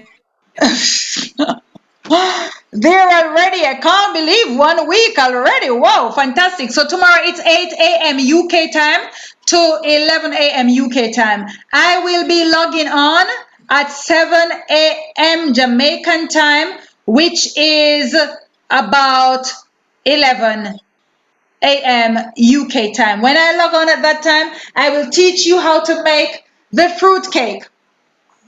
And I'm just going to voice note the recipe for the fruit cake, the ingredients. I'm just going to voice note it. So let me voice note it right now as I am here. So for the fruit cake for tomorrow's lesson, you will need, if you can buy in your supermarket gluten-free flour, then buy gluten-free flour. We're looking ideally at 1 cup or 1 pound. We're looking ideally at 1 pound of flour to 1 pound to 250 grams of butter to 6 eggs, and we're going to do egg replacement. So you need to have your egg replacer, right? You can buy the egg replacer at your health food store. So we're looking at 1 pound of flour to 250 grams of butter, 6 eggs.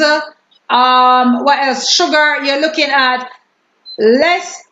We're gonna say we are saying only 1 pound of sugar, but we're not gonna use so much sugar. We're gonna use less. You wanna use coconut sugar? I've never used coconut sugar for this cake, but you wanna use coconut sugar? Go ahead, give it a try.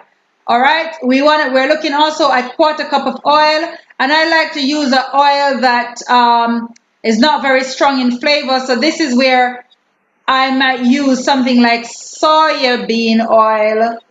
But if you have only olive oil, fine. Go ahead and use the olive oil.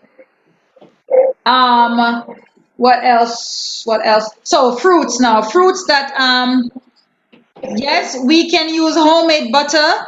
And at the end of this, I will tell you how you can make the homemade butter. Even though we haven't done the lecture as yet on the homemade butter, but I will just share it. If you want to make it overnight, you would need to make it tonight though for tomorrow. So I'll tell you how to do it. Peanut oil. Peanut oil is a very strong flavored oil. But if that's the oil you have, you can use it. That's the oil you have, you can always use it. But it's a very strong flavored oil, right? I wouldn't use peanut oil, by the way. I'd rather use olive oil by far anytime over peanut oil for this cake recipe. Peanut oil maybe a little bit too strong. Right, so you want to have about, we're saying a ratio of about 1 pound of flour to 1 pound of sugar to about 250 grams of butter, 1/4 cup of oil. We're not going to use 1 pound of sugar, okay? In fact, you can use dates. You can use dates, which we do use dates in the recipe. And then these are the fruits that you will now need for the recipe. You will need sultanas. You will need cherries. You will need grapes. If you have raisins, so raisins are sultanas, anyone. If you have cranberries, and I'm talking about dried fruits, right? We're talking about dried fruits here, not the fresh fruits, dried. You can have some breadcrumbs. You could have some breadcrumbs. However, when I give you the other flour mix that you can combine together, if you're going to use that combined flour mix, you don't need any breadcrumbs. All in all, you don't need any breadcrumbs, but breadcrumbs have to give it a nice texture. Okay? All right, so where am I with this recipe? So for the flour, the raisins, the fruits. Right, so you want to have your cherries. You want to have your cherries, you want to have your mixed peel, you want to have your sultanos or your raisins. You can also have some cranberries, you're going to have some dates, and you're going to need some grape juice, some Welch's grape juice. I mean, it doesn't have to be Welch's, sorry. You can use any brand purple grape juice you find, or if you only find red grape juice, that's fine as well. Any grape juice is okay. I've used even Ribena before to make this recipe and it works. So what you want to do now, you want to blend up these fruits with grape juice, and the amount of fruits to grape juice, when it is finished, you will be using about 2.5 cups of mixture. So when you make that mixture, you're going to be using about 2.5 cups of it in the cake, right? Now, that's the ingredients that you need for the cake. You need browning. Sorry, I forgot to tell you about the browning. You need browning, gravy browning, that is used in the cake as well. You can use some cinnamon in the cake, you can use some vanilla in the cake, you can use some nutmeg in the cake, or you can use some allspice in the cake, or mixed spice in the cake. So any spice like these you have, we will just work with it tomorrow. All right, so those are the ingredients that you will need for the cake. The fruits, you can put them to soak even tonight in some of the grape juice. You will need to have grape juice at the end of the cake to wet the cake. Now, next thing now, there is one special ingredient called psyllium husk. Anybody have psyllium husk? Because that was on the essential ingredients list to purchase. If you do, great. Excellent. If you have the psyllium husk, we will use a little bit of psyllium husk in the cake. If you do not have the psyllium husk, don't worry. We will go without the psyllium husk, okay? Now, butter. So that's the ingredients for the cake. You may need more than 1 pound of flour. You may even use 1.5 pound of flour, especially when we see the mix with the liquid, because it's always very tricky getting the liquid for this cake right, okay? So don't go and weigh out just 1 pound. You can weigh out 1 pound, but have the bag there nearby if you need to add more flour to it. Now here the mix now that you can use for if you're gonna mix your gluten-free flour. You can use spelt. So I have used 1 cup of spelt. I have used spelt rye. Hold on, let me just look in my kitchen. Let me go in my kitchen, and then if I look, I will tell you what I use. It will come back to my memory. All right, so here I'm gonna say, what is this? This is aluminum-free baking powder, by the way. You need aluminum-free baking powder. If you haven't got aluminum-free baking powder, use whatever baking powder you have. So in my mix of flour, I use coconut flour, and I use about 1 cup of coconut flour, or 1/2 cup, or I think 1/2 cup I normally use.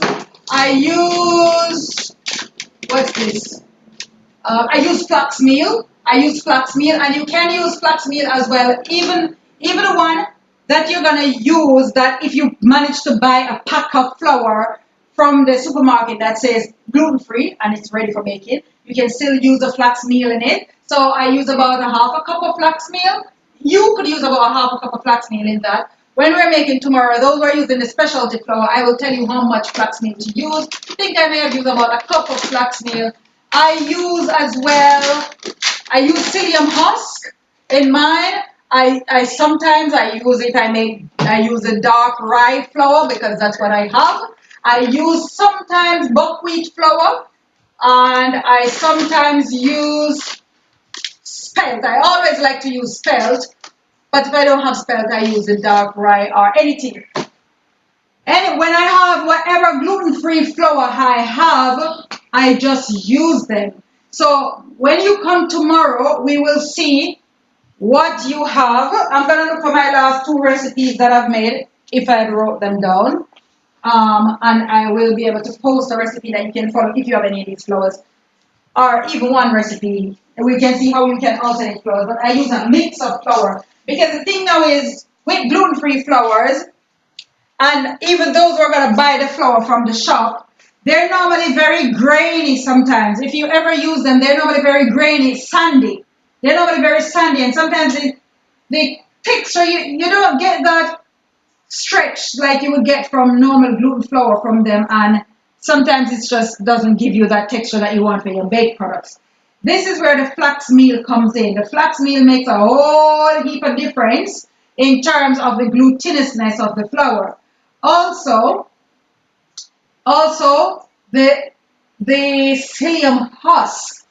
So a mix like that, I would put about 3 tablespoons of psyllium husk into a pound and a half of gluten-free flour, or a pound of gluten-free flour with 1 cup of flaxseed flour, and I would put about 2 to 3 tablespoons of psyllium husk in that mix.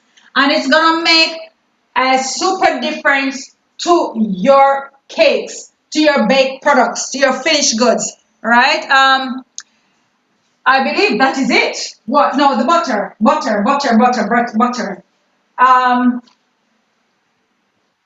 The dose powder in the thing is seaweed. Now the butter. This is how you make your butter. Now get yourself about a liter of soya milk, right? So you can make your own homemade soya milk, and you want to make it rich, right? You want to make a rich soya milk. Alternatively, if you buy a shop bought soya milk, you make sure it have about 8% soya, or whatever plant-based milk you use. You need about 8% or more of that milk.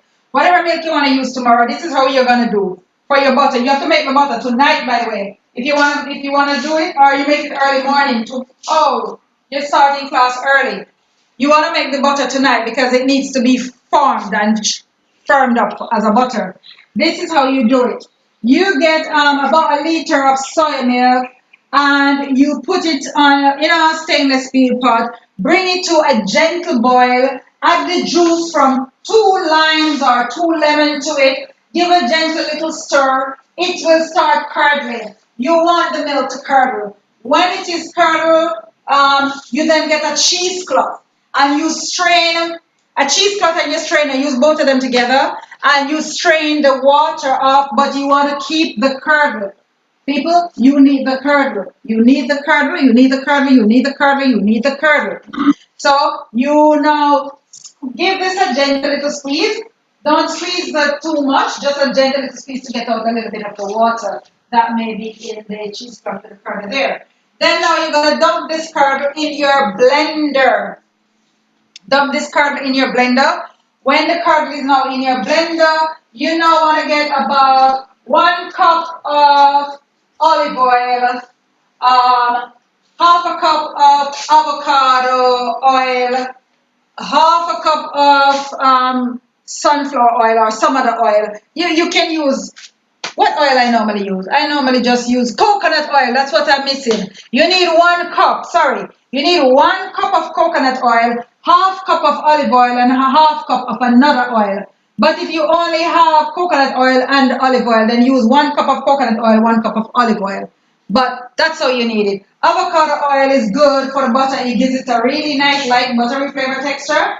Olive oil is quite good as well in the butter, but coconut oil is your key oil ingredients in the butter. You could even use more coconut oil if you wanted to use a bit more coconut oil. Now you're going to throw all these oils. By the way, if your coconut oil is congealed, you need to just maybe melt it down a little bit, but you don't want a hot oil to go in the blender, right? You're looking for a cool oil, but you want it to be liquid. You want the oil to be liquid. When you put these 2 or 3 oils, whatever amount you use in it, in the blender, you are going to start blending. You're going to start blending your oils, blend your oil together, and then to the blend, you're going to add the lecithin. So you want to add, you can start with about 1 tablespoon of lecithin, 1.5 to 2 tablespoons of lecithin. You blend and you want to taste. The lecithin is what gives it a nice buttery flavor. Lecithin gives it a nice buttery flavor as well as the color. The lecithin gives it a nice yellow color as well. So you can add a little bit more lecithin to get the color a little bit richer, but you don't want to go too much.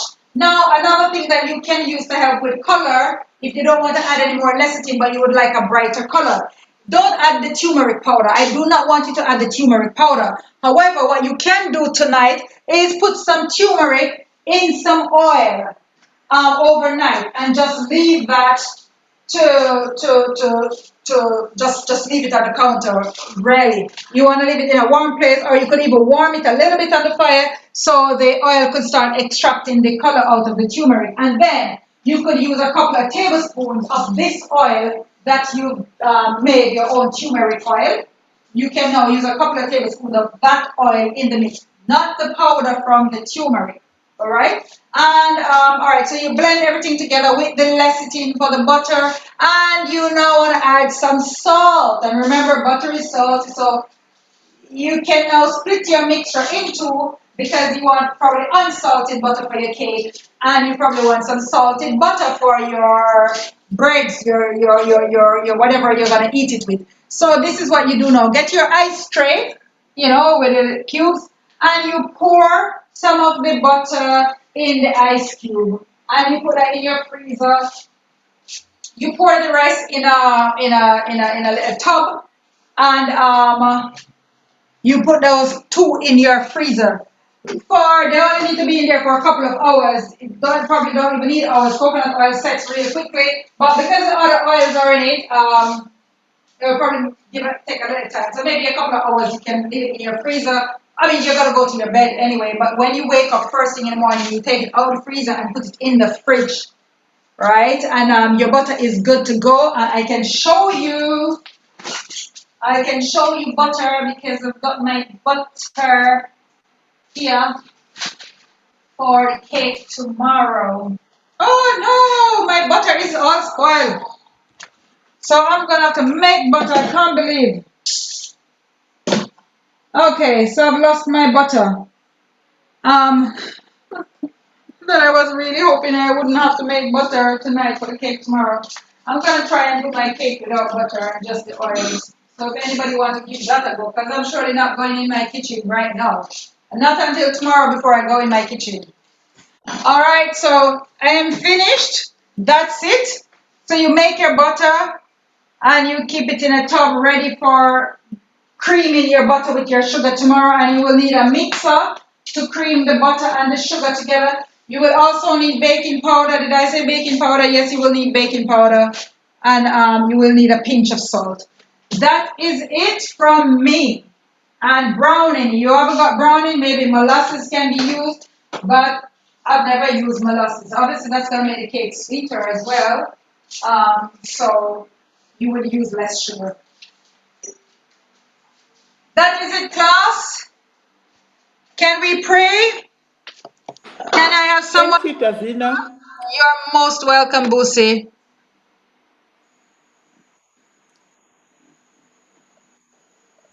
Okay, I will